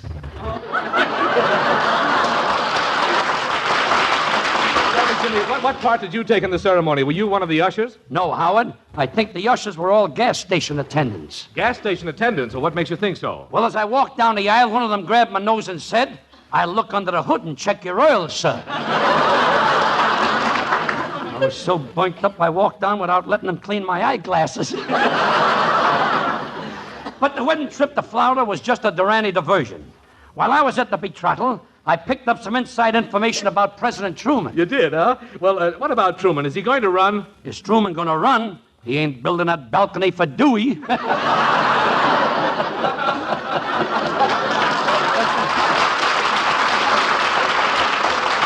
But you know, Mr. Prune Tree? What's that? There's been... Mr. Prune Tree, there's been a lot of talk and no action about the new look. Well, if I'm elected vice president, I guarantee one thing. I'll abolish the new look. Why, with the long dresses they're wearing, you can't tell any more if the girls are bow-legged. Well, what's so terrible about that, Jim? Howard, at my age, when I sit on their laps, I can gamble on falling true. Dorelli, you must have been living on a candy bar. You're full of the old Nick tonight. Well, Jimmy, I'm glad you brought up that problem. That would interest the women voters, you know. Because standing here beside me now to interview you is a young lady from the Associated Press. How do you do, miss? I have your nom de plume, but who may you be? My name is Hot Breath Houlihan. Don't stand so close, you just baked my Adam's apple. I might be able to help you politically. You know, I'm responsible for the third party. You're responsible for the third party? Yeah. Who do you think was walking in front of Wallace when he decided to run?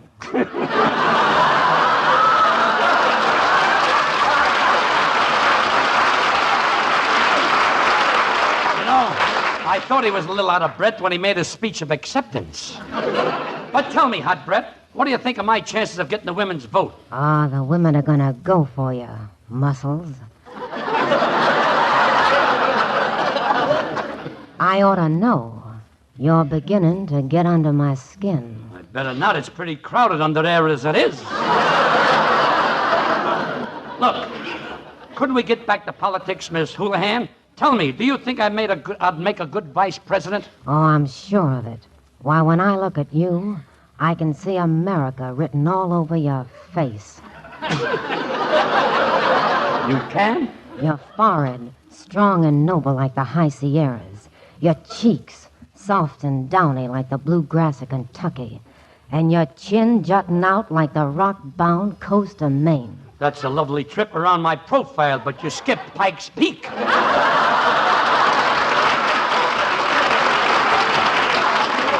Look, Miss Houlihan, why don't you just say in your story that Durante stands on his record of clean, honest government?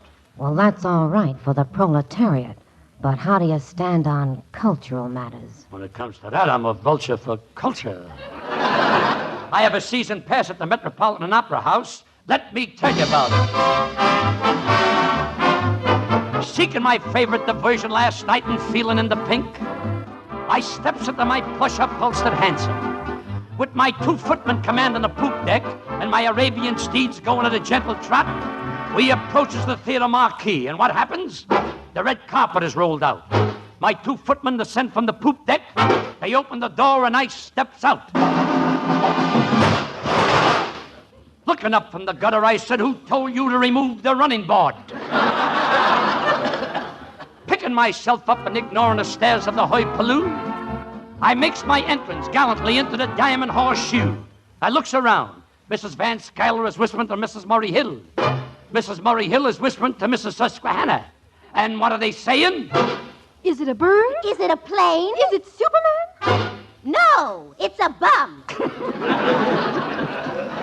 You see, a vicious rumor's been circulated just because I work in a saloon. They say I'm not fit to mingle in any other circle. That's ridiculous. Nightclubs is just a Mr. Hyde part of me. You have yet to meet the Dr. Jekyll. I'm Durante, the patron of the arts, an opera critic and a man of parts. Last week I went to the opera. I loved it. All but one scene. That's where the 350-pound soprano sings to the baritone. She sings, "Take me in your arms and hold me close." Why, to hold her close, the bum would have to be curved like a banana. Those opera lovers all rave at Handel's Largo. Why, I've heard better music written by Umbriaco. Now, what I say may sound absurd, but believe me, it's true. I've seen every opera, and I'll name them for you. Tales of the Vienna Rolls, Madame Buttermilk, and the sextet from Leashy Nuts. I coach sopranos and tenors in their parts, 'cause I'm Durante, the patron of the arts. Now, just the other day, they held a meeting at the Metropolitan, in the cellar. They said, "Jimmy, we're in a hole. You gotta help us out." Stepping up on a soapbox, left over from La Boheme, I said, "Gentlemen, let's analyze this. Now take Romeo and Juliet. Romeo wants to kiss Juliet. But does he say, 'Slip me a smacker, sister'? No, he says, "Give me a kiss, my love. A burning kiss upon the lips. A burning kiss, a kiss upon the lips. A burning kiss, a kiss upon the lips. A burning kiss." By the time the guy's ready to kiss her, the fire is out. Facing the committee, I said, there's only one way to save the opera. Get yourself new lyrics that are very cheechy. Like, "You can have him, I don't want him. He's too fat for me." They all gave thanks from the bottom of their hearts. To Durante, the patron of the arts. Of Kamasura, Durante, the patron of the arts.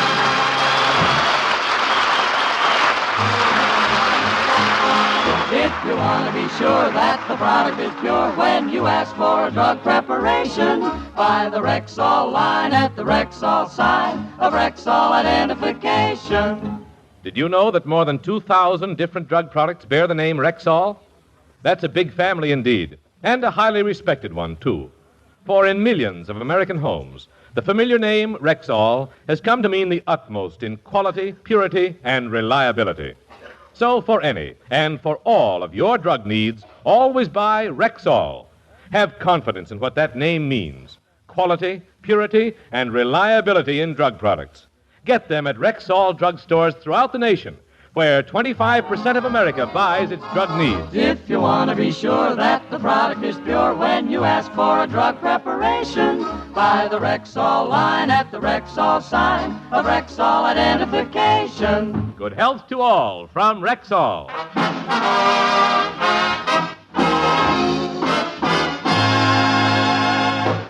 Well done, Mr. Petrie. And folks, I'd just like to remind you that there are Rexall stores all over the country, north, east, and west. You forgot about the South, Jimmy. Of course, we have Rexall stores in the South, too. But down there, they call them Rexall stores.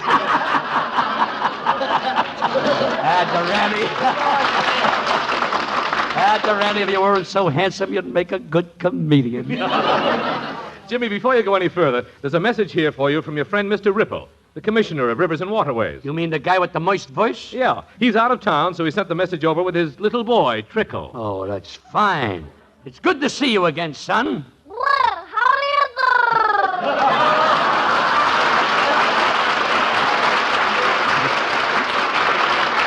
do? He looks like a trickle and sounds like a cloudburst.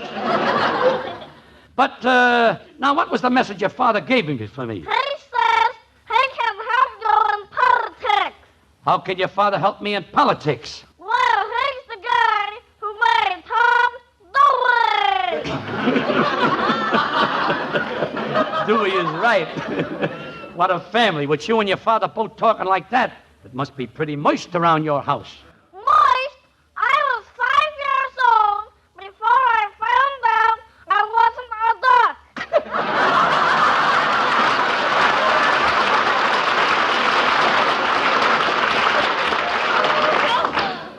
Go ahead with your next line. Toodaloo. Say it.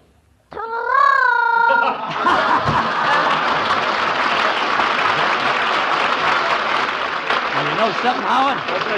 You know, it's lucky he left. I forgot to wear my goulashes today. Now, we now present Mr. Charles Boyer, the star of the Arch of Triumph. Hello? You mean to stand there and tell me you're the star of the Arch of Triumph? No, it's a triumph. I'm standing here with my arches.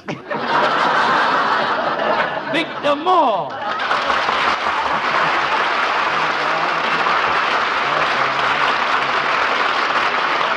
Victor, you cuddlesome cut-up you. You look younger every day. How do you do it? It's the soap I use. Every day I wash and wash and wash. Do you really use a lot of soap? I'll say 2 more cakes and I'm a Woodbury bride. That's going to be quite a blow to the Woodbury groom. But, Victor, there seems to be a shadow on your suburb face. Unburden yourself. Well, every week on this show you sing. Peggy Lee sings and Candy Candino sings. But I've never had a chance, so tonight I'm going to sing. Go ahead. All of me, why not take all of me? I'll bid 84. I'll bid 86. I'll bid 92. Since the market dropped, those waist-fat buyers won't leave me alone. Victor, I'd never let them melt you down. But if you really want to sing on this show, I'm the guy to give you some pointers. You can? Yeah, I've coached a lot of singers. John, Charles, and Thomas, to name 3. Well, Jimmy, John Charles Thomas is only one guy. How do you like that? I gave those other 2 bums lessons for nothing. Well, I think my voice would add something around here, Jimmy. You know, I've got a lot of volume. Why, I can hit a note so loud it'll break windows in a house a mile away. Victor, you're exaggerating. It's impossible for a note to break a window in a house a mile away. Oh, yeah? Listen.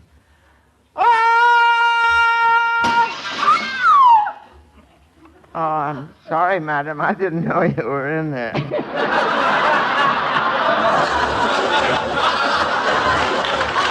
know something? I wish it was Stalin's window. We'd all like to see what's going on in the Kremlin. But, Victor, I think you better leave the singing of this show to a gal who really knows her business. Here she comes now, our own Peggy Lee.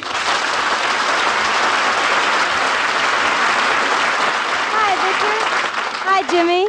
Peggy, it's good to see you. And let me be the first to felicitate you on your opening at Ciro's last night. Well, thank you, Jameson, but I expected to see you there.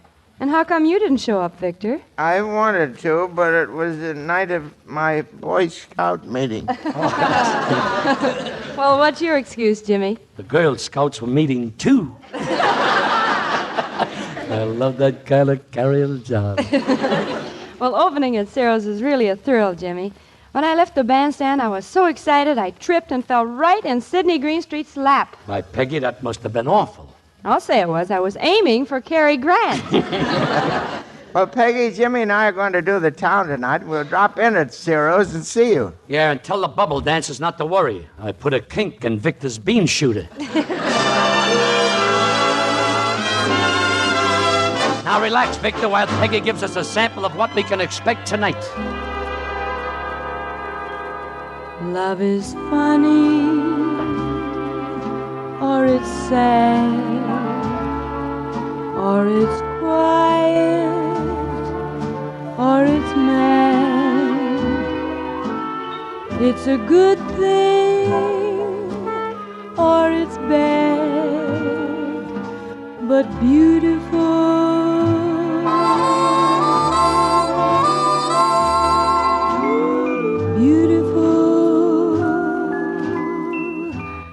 Take a chance, and if you fall, you fall. And I'm thinking I wouldn't mind at all.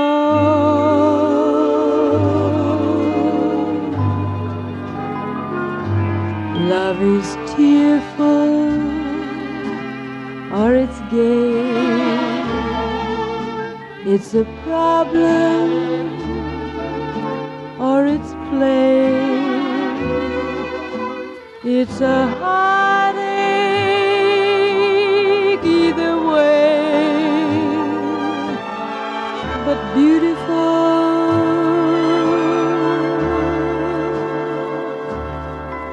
And I'm thinking, if you were mine, I'd never let you go. And that would be but beautiful, I know.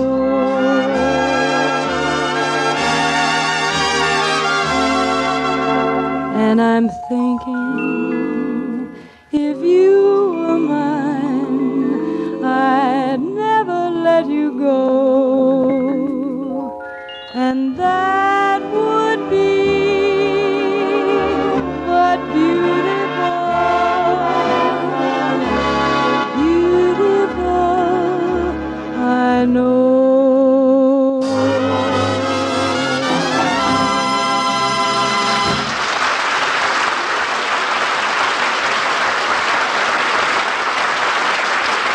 Here's a 60-second story from the Rexall Laboratory. Typical of the care and precision taken with all Rexall drug products is the spectrophotometer. Until comparatively recently, the only way to measure the potency of vitamin A was by making long, involved, and not too accurate laboratory tests on animals. But today, in the Rexall Control Laboratory, the spectrophotometer measures vitamin A potency instantly and accurately. Vitamin A is placed on the instrument's prisms in the path of a ray of light. A meter measures the amount of light absorbed by the vitamin A, and this in turn measures its potency.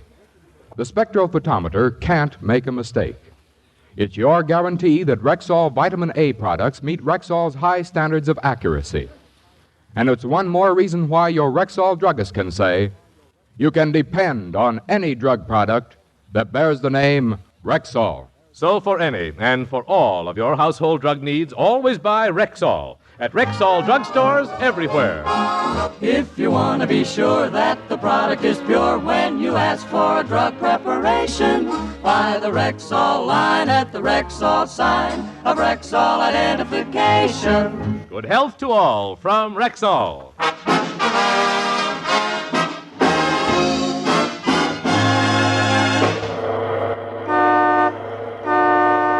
Victor, we'll soon be there. There's Ciro's right down the street. Put on your dark glasses. I don't want him to know I'm not with a girl. Well, if it'll help, Jimmy, I'll take a carnation out of my lapel and put it in my hair. Not a bad idea. Victor, I'm going to park on the street. That way we can save a quarter. I'll back in there between those two cars. But, Jimmy, you can't park there. The space is too small. Don't be silly. There's plenty of room. Here goes.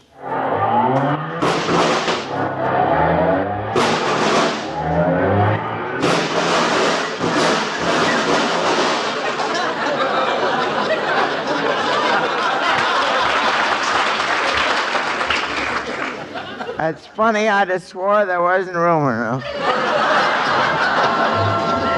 Take this fender off my lap and let's go in. Okay.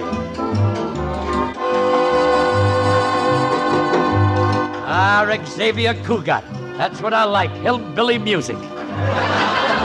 But, Jimmy, we'll never get a table. They've got the ropes up.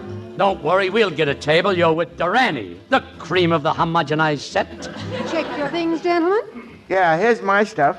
Good. I'll take your hat, your coat, your gloves, your cane, your scarf, your vest, and your sweater. When she gets to my tattoo, there's going to be a struggle. Please, miss, may I have my hat back? My head is still in it. Stop it, Victor. Now watch my technique in getting the table. Oh, Pancho. Oui, monsieur. My name is Jimmy Durante, and I want the best table in the house. Here's 2 bits for you and the boys. Qu'est-ce que c'est cassé, monsieur? Oh, Pierre! Oui, François. Jean tout passier avec bouquet la plumerie, je vous aime 2 bits. Sacre bleu, le jour de soirée de la part, je ne sais pas, cheapskate. Boy, I sure made an impression. That's my trouble, I spoiled people. Well, Pancho, what about the table? Yeah, what about our table? Voila. Only the best for monsieur. At Ciro's, we seat everyone according to their importance. Next table back.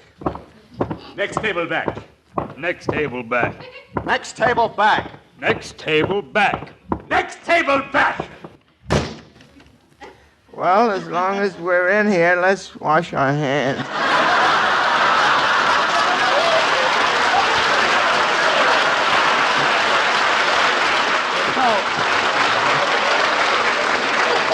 We're in the kitchen. We're in the kitchen. Durante's surrounded by hors d'oeuvres. Come on, let's get back into the dining room. Oh, gosh, Jimmy, we're out of place here. Why don't we go home? What do you mean, out of place? I came formal. I starched my nose. I'm going to get some action. Waiter, I demand to see the owner, Mr. Hover. Aye, Mr. Hover, and what are you busboys doing out of the kitchen? Please, That's enough. Put on your little white coats and get back to work. Jimmy, what do we do now? Don't just stand there. Pass me the dirty dishes. Oh, look, Jimmy, there's Peggy Lee over at the next table. Oh, Peggy! Hello, fellas. Gee, I'm glad you made it. Sit down over here. I saved this table for you. Peggy, you just came in the nick of time. This is more like it. And might I say, that's a beautiful off-the-shoulder evening gown you're wearing. Why, thanks, Jimmy. It's my favorite. It brings out my eyes.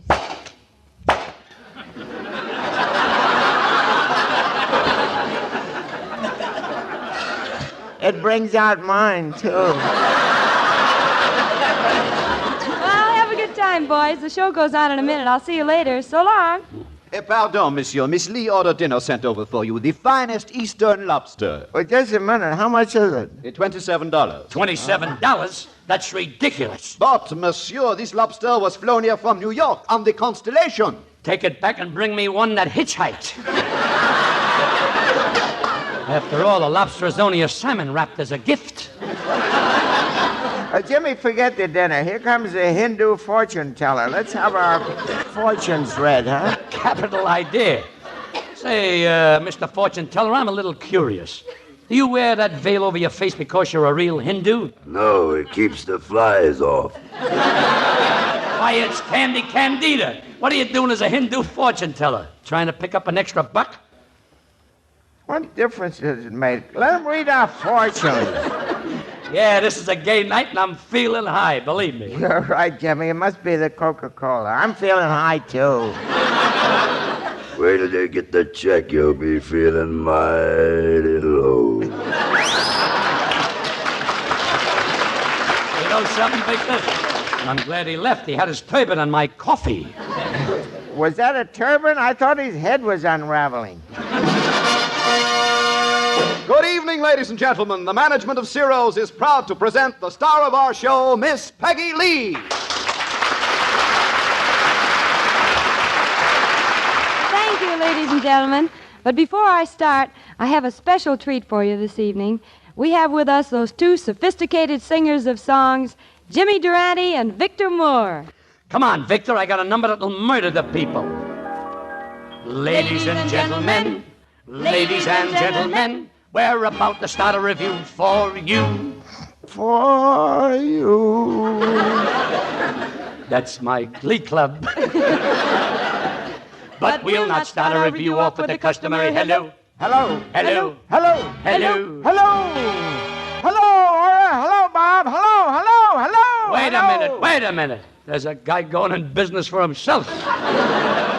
So to be different, we'll not start our act off with the customary hello. Hello. Hello. We'll say hello.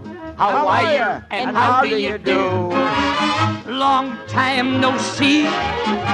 Hello. How are you? We're glad to see you. I hope you're glad to see me. We're happy we're here. Hello, George. Hiya, Jack. We haven't been away, but we're glad to be back. Hello. How are you? And how do you do? Long time no see. Hello, how are you, and how do you do? Gee, that Rockefeller was lucky to get that girl. Why was he lucky? He was one of the wealthiest bachelors in the world. Yes, but don't forget she had an apartment. Hello, how are you, and how do you do? Just a second. Hold on there. Uh-oh, here comes the boss. Well, if he can sing bass, we'll put him in the act. Ciro's hired you, Miss Lee. Please ask these two lowbrow entertainers to leave immediately, and by the back door. Oh, gee, I'm sorry, fellows. Don't be sorry, Peggy. We planned it this way. You planned it this way? Sure. How else could we get out without paying the check? Goodbye. So long now. We'll be seeing you. We're on our way without paying. We're on our way.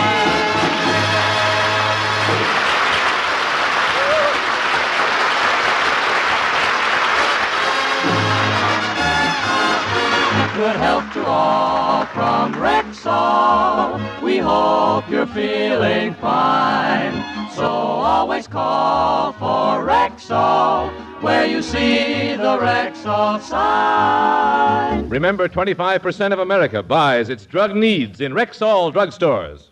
Rexall is that large and respected family of more than 2,000 different drug products. You can depend on any drug product that bears the name Rexall. Available in Rexall drugstores everywhere. Touché, Howard, and I'd like to add, I do my shopping at a Rexall store, buying Rexall drugs, and furthermore, hombre, I'll go he prefers them too. We buy Rexall, that's all. How about you?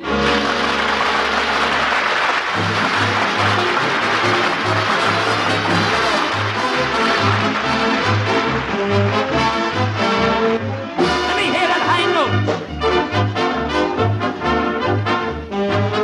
Well, Rexall for tonight, folks. Victor Moore will be back with us next week. Also, Peggy Lee, Candy Candido, Roy Bargy, the Crew Chiefs Quartet, yours truly, Howard Petrie. And Jimmy Durante in person, who says good night, Mrs. Calabash, wherever you are. And watch for my picture in Look magazine this week. I'm devastating.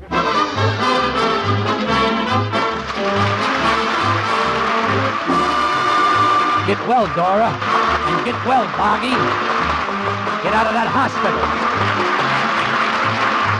This program is produced and directed by Phil Cohan. Good health to all from Rexall.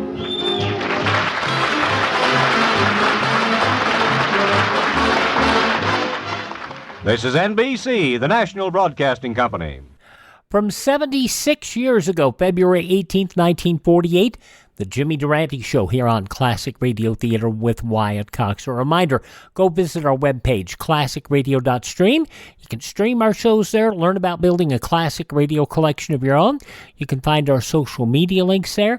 And if you'd like to support the podcast, you can use the Buy Me a Coffee function. Or if you see something there you want to purchase, by all means purchase it. Every little bit goes toward helping support this podcast. Up next, Jim and Marion Jordan as Fibber McGee and Molly.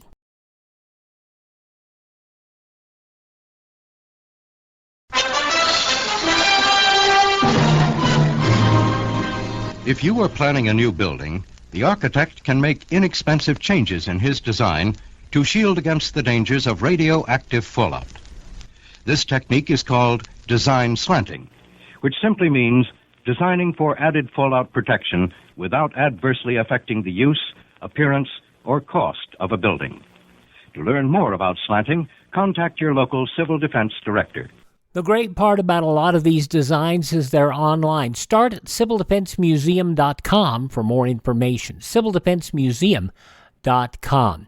Tomorrow on the program, we're going to have Henry Morgan, Bob Hope, Jack Benny, A Day in the Life of Dennis Day, and Lum and Abner. But right now, we'll close out this program with an episode of Fibber McGee and Molly. This episode goes back 75 years to February 18th, 1947. Fibber McGee, the bill collector?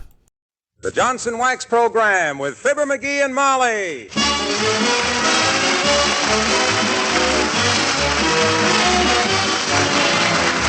Makers of Johnson's Wax products for home and industry present Fibber McGee and Molly with Bill Thompson, Gail Gordon, Arthur Q. Bryan, and me, Harlow Wilcox. The script is by Don Quinn and Phil Leslie. Music by the King's Men and Billy Mills Orchestra.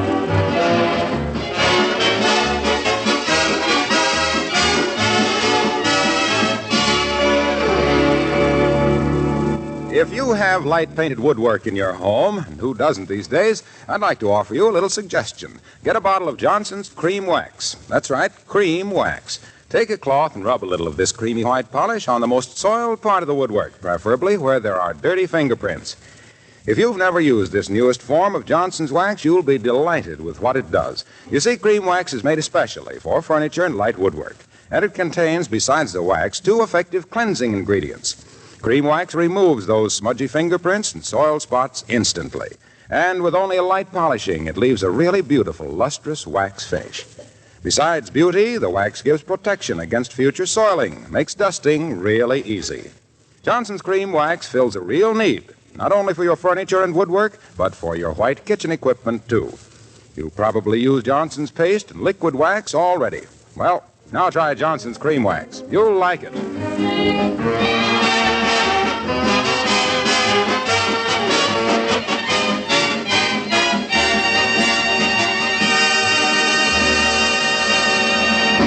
We may snicker at our Stone Age ancestors who wrote on pieces of soft rock with pieces of hard rock.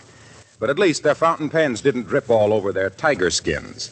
Like the one being used by a fellow whose wife has her fingers in her ears. As we join Fibber McGee and Molly.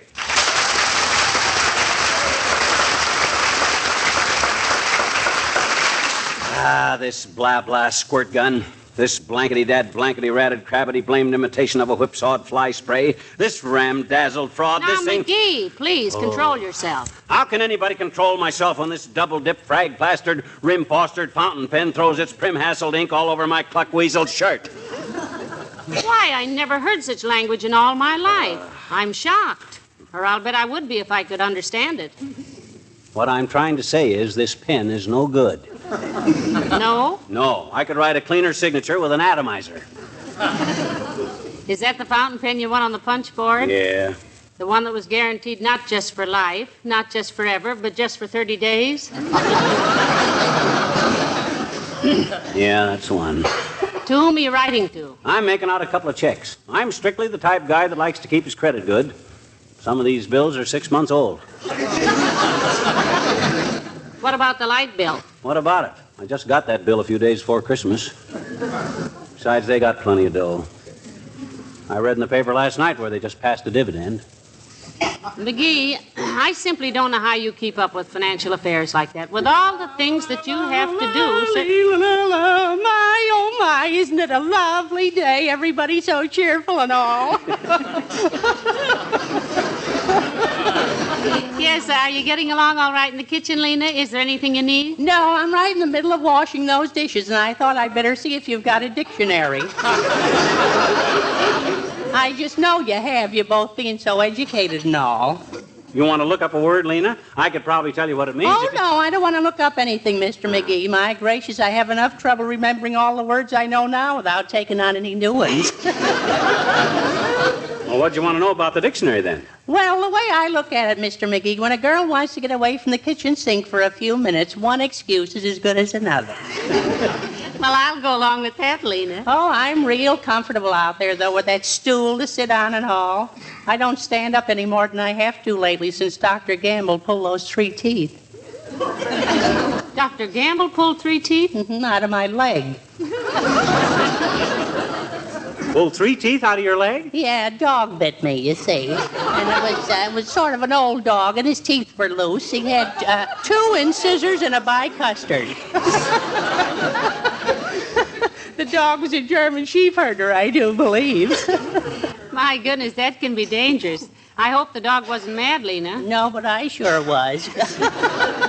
Although I shouldn't have been, because he was just trying to be accommodating, really. Accommodating? Taking a bite out of you? Yeah, I was giving myself a singing lesson, seeing I was having a little trouble with some of the notes. Mm-hmm. But when he sunk his teeth in my leg, I hit a high C that broke 3 windows in the dining room. Well, I guess somebody's got to finish those dishes, and I know who. Zippity-doo-dah, zippity.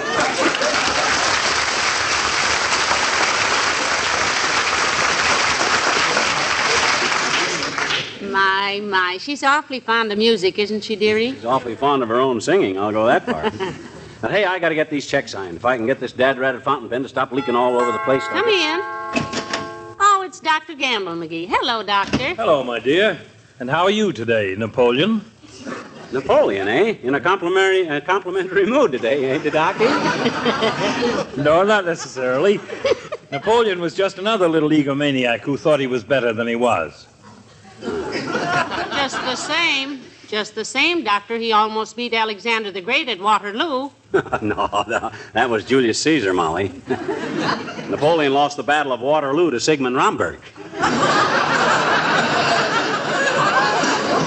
I'm sorry I mentioned it. When it comes to history, what are those spots on your face, McGee? Stick out your tongue. Take off your shirt. Now, wait a minute. This is just fountain pen ink, butcher boy, so you can take that hungry look off your face. The only guy that's going to cut into me is the Internal Revenue Collector. Well, that's too bad. I have a dull scalpel I was saving for you. You make one move toward my scalp malpractice, and by the way, Fatso, is it true that the night before you passed the state medical board, every one of the examiners got a mysterious case of bonded bourbon? That's an outrageous falsehood. Why, of course it is. That was scotch. But what's all this furor about writing letters, Snare Drum? Buttering up some rich relative? If it's any of your business, Snoopy, I am paying some bills. Mine is $7 when you get around to it. Which you probably won't. So few people do. Oh, you got a lot of unpaid accounts, Doctor? My dear girl, if people paid what they owe me, I would have 2 Cadillacs, a new X-ray machine, and a mild heart attack. If you weren't such an impractical, soft-headed businessman, Dopey, you'd hand your bills over to a collection agency. For 50% of the take, they'd be... Hey, wait a minute. How much dough you figure you got coming? Locally, I'd say about 11,000. About 9,200 of which is uncollectible for various reasons. Well, that's still $1,800. Why did you ask, dearie? Because I'm going to show old Slowball here how to collect his accounts. How about it, Whistle Stop? Give me half if I collect them? Why not? What can I lose? If you only collect enough to pay your own bill, it'll be sheer velvet. McGee, you mean you're actually going to go around town and try and collect the old doctor's bills? The doctor's old bills? Every nickel of them, Snooky. Don't be too optimistic, Dreamboat. You are up against the prize deadbeats of all time. They can take a hint like Hirohito took San Francisco. No, don't sell McGee short, Doctor. He's had a lot of experience in bill collecting. You betcha. He's always been on the other end of it, of course, but he knows the technique. I'm full of angles, Fatso. I got more dodges than Detroit, Michigan. All right, Johnny Eager, you have the assignment. I'll have my secretary get the bills together as soon as I get back to the office. Good. You know, I treated a fellow just last week who got his foot in a bear trap in the dark. Yeah, what that got to do with me? Nothing, only he didn't know what he was stepping into either. So long.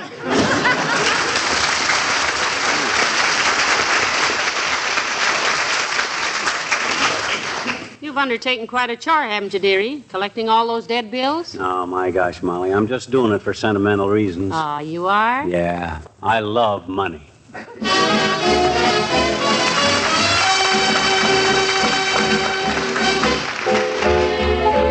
Billy Mills and the orchestra and Guilty.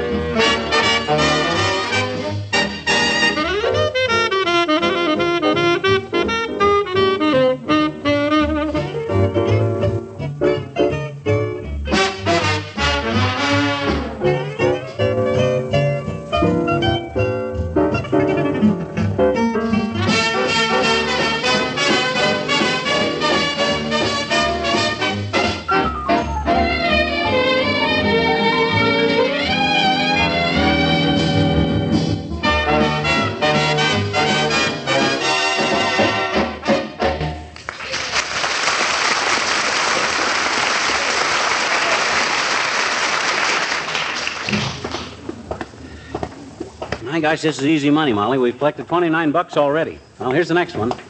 C. Edward Price, house call, $5. Got an argument ready, dearie? I'm the type of guy that's always got an argument ready. One yap out of this patsy, and I'll threaten him with a writ of tramus mortimus.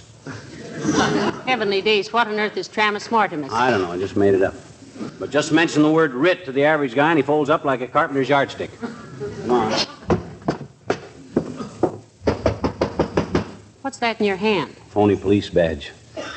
Says chicken inspector on it, but I only let him see the edge of it. I never realized. Yes? Get your writ ready, officer. Hi, Bud. You Mr. Price? Yes? Well, I represent Dr. Gamble. Dr. Gamble? Say, if you're a friend of his, will you give him this $5? I won't have a chance to see him, and I've owed him this for a long time. Well, thank you very much. Now then, what did I hear about a writ? Writ? Yes. I just told my wife. I bet you'd pay up and be writ off the list. Much obliged.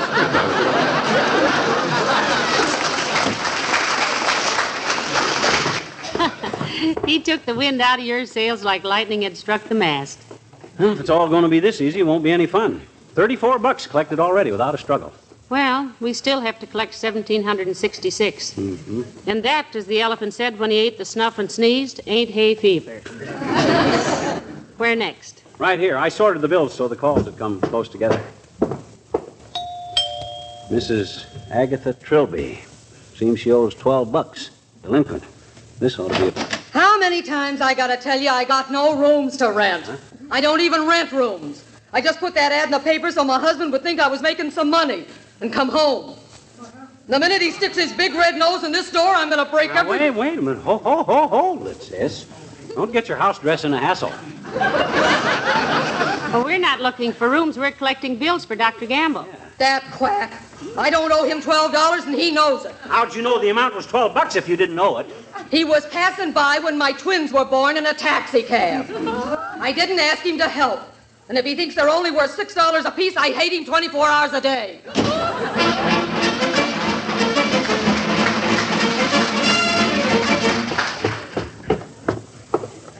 Now, who do we done, Mr. Bradstreet? Now, let me look at the list. This is the address right here. Oh, my gosh, this is where Wilcox lives. Harlow Wilcox? Yeah, he owes Gamble $4. Oh, this is going to be a pleasure.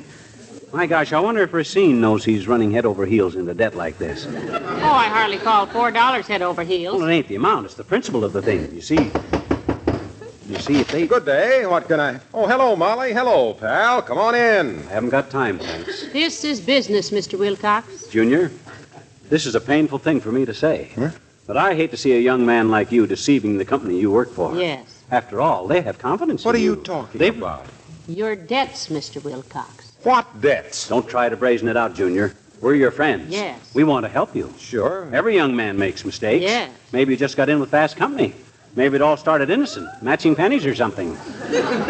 Then you started putting a shot of lemon in your Coke. Not realizing that you were on the downward path. We realize that these things... Oh, for Pete's sake, will you tell me what this is all about? I don't owe anybody a nickel. Please, Mr. Wilcox, how about your account with Dr. Gamble? $4, Junior. Last July 19th. Let me see that. Give it to him, dearie. Here, boy. Just give us a reasonable explanation and the $4, and we'll hush the whole thing up. We realize... Hey, wait a minute. This is not a bill. What? Look at it. It says memo. Huh? Pay Harlow Wilcox $4. Balance on glow coat order.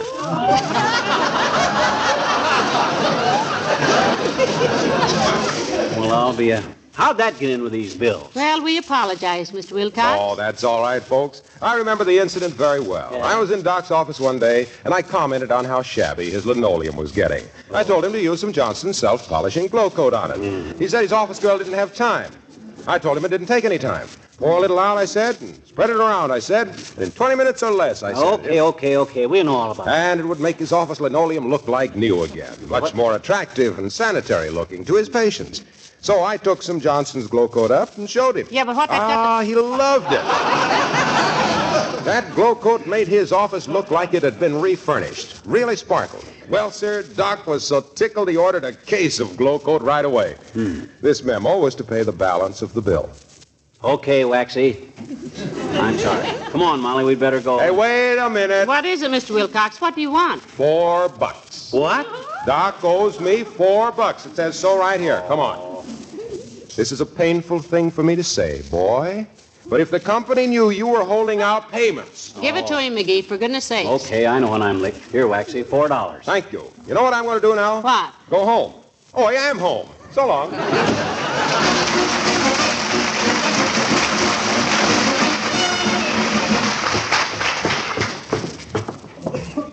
Who is this, McGee? Bill says Wolf Watson, $35. Wow, this is a big one. My cut of that's going to be $17.50.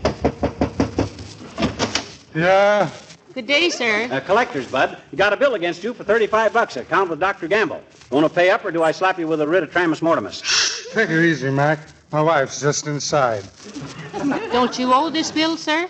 What's it for? I don't remember. Office treatments, Bud, for a lipstick allergy. Oh, criminy. Here's 50. Buy a cigar. Go on. Beat it.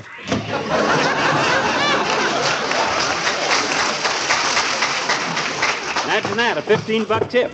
Money talks, even if it only says hush.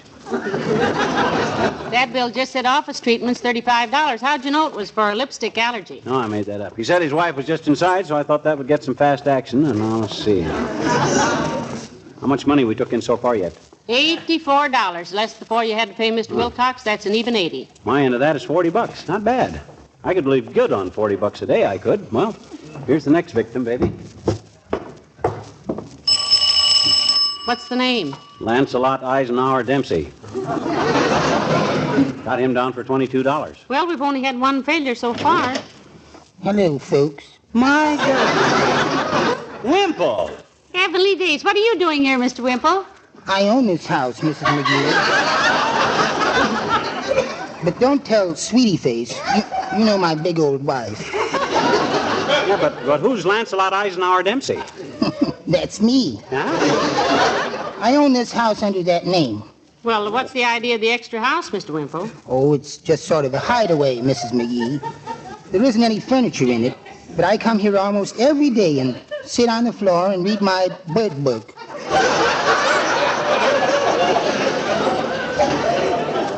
Your what, Wimp?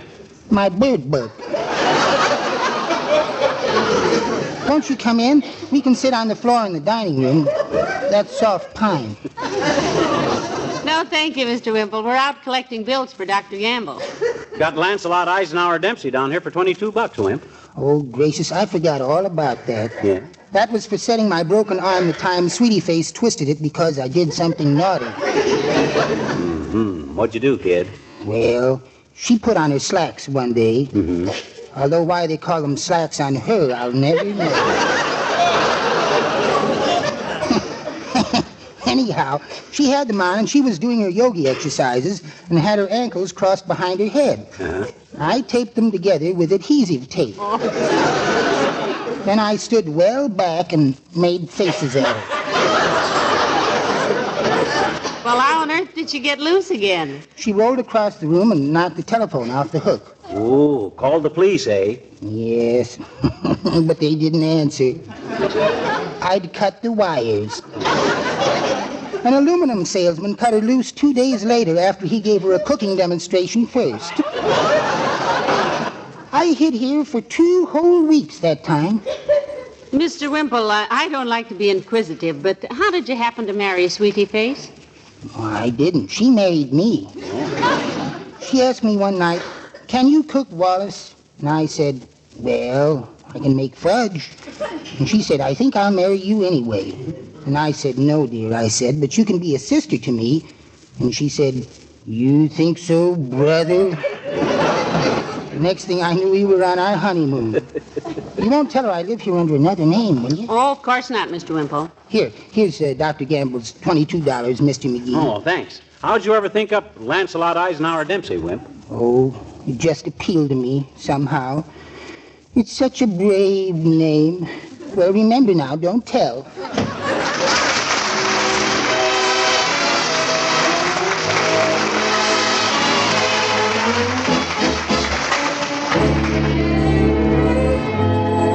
The King's Men sing, "The Leader Doesn't Like Music." Our leader is, to say the least, a most peculiar fellow. He seems to know his instruments from piccolo to cello. He plays all compositions, and he plays in every key.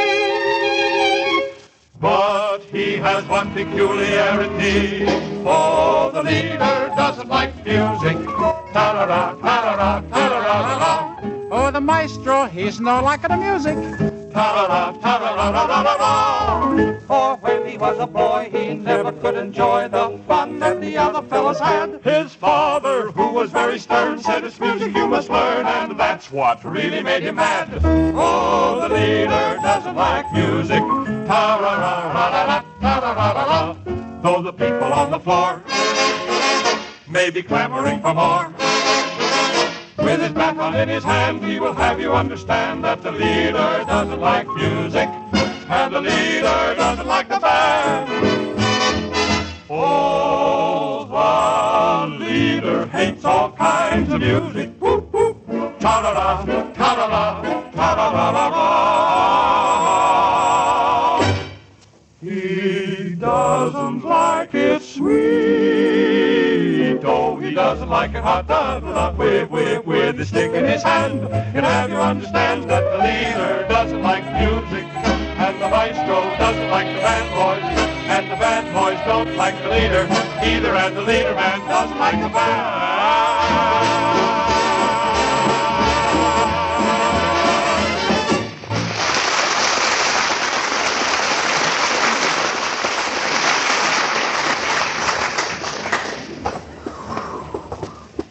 I'm getting tired, McGee. Yeah. My calves feel old enough to have calves of their own.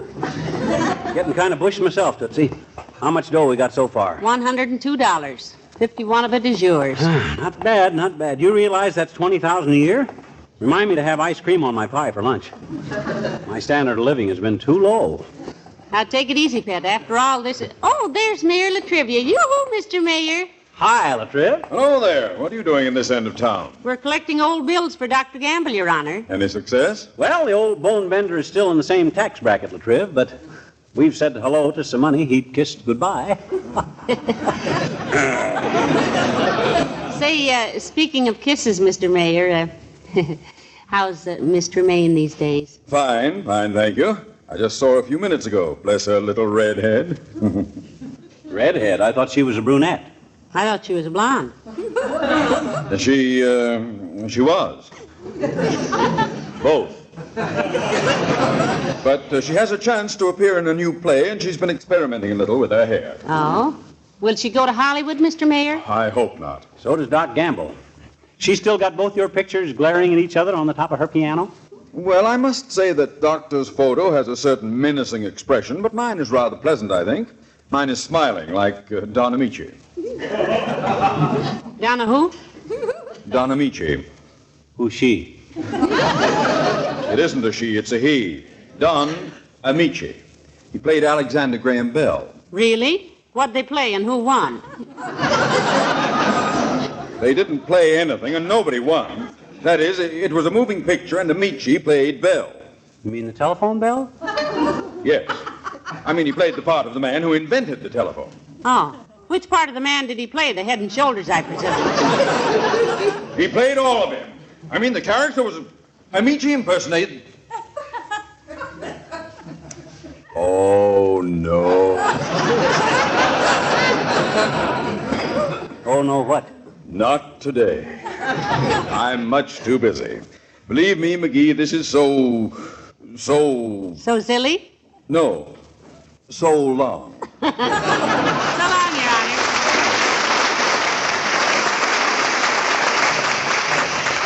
Well, shall we make one more collection, Molly? How far do we have to go? It's right here. Right handy.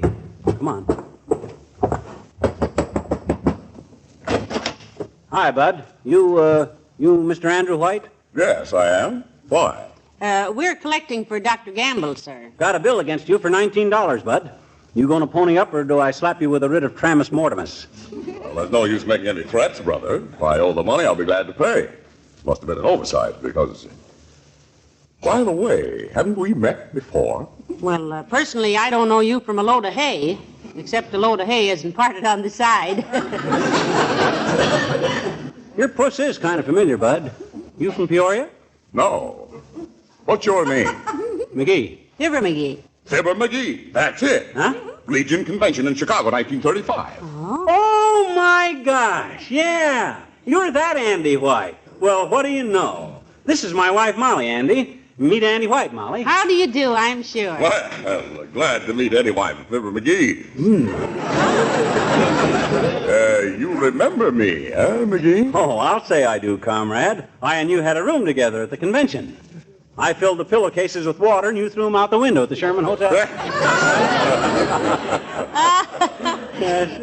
Well, men are boys grown tall and silly. Yeah, imagine meeting old Andy White. Well, it sure is good to see you, comrade. Well, I'm especially happy to see you, too, comrade. Why, comrade? Because, comrade, you owe me $100 I loaned you to pay your hotel bill. I still got the IOU right here, see? $100. Got that much with you, comrade? Well, say something, comrade. Hello.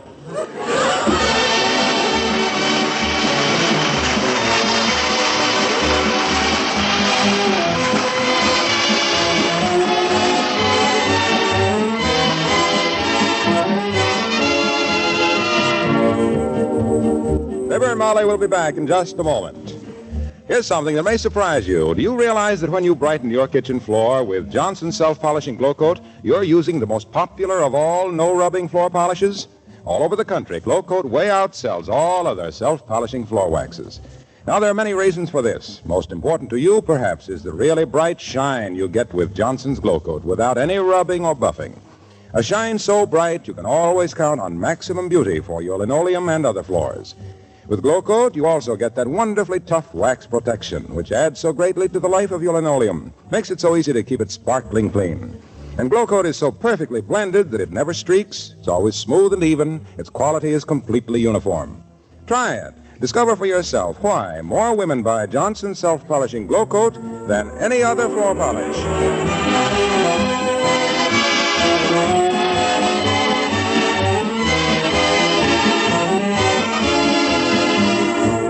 McGee, did you ever get straight on how much we owe Dr. Gamble out of those collections? Yep, $49 of Doc's dough was in that $100 I paid off. Besides the bill for $7 he says we owe him. Heavenly days, now we owe him $56 instead of $7. Yep.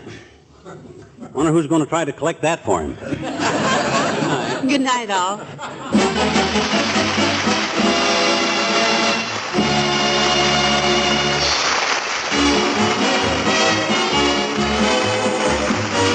This is Harlow Wilcox, speaking for the makers of Johnson's Wax products for home and industry, and reminding you that this is National Brotherhood Week, a week dedicated to the very foundation of democracy, tolerance. Good night. This is NBC, the National Broadcasting Company. There you go, Fibber McGee and Molly, and the program from 75 years ago, February 18th, 1947, here on Classic Radio Theater with Wyatt Cox. Be listening tomorrow for more comedy on Monday with Henry Morgan, Bob Hope, Jack Benny, A Day in the Life of Dennis Day, and Love and Abner. Have yourself a great Sunday, and we'll see you on Monday.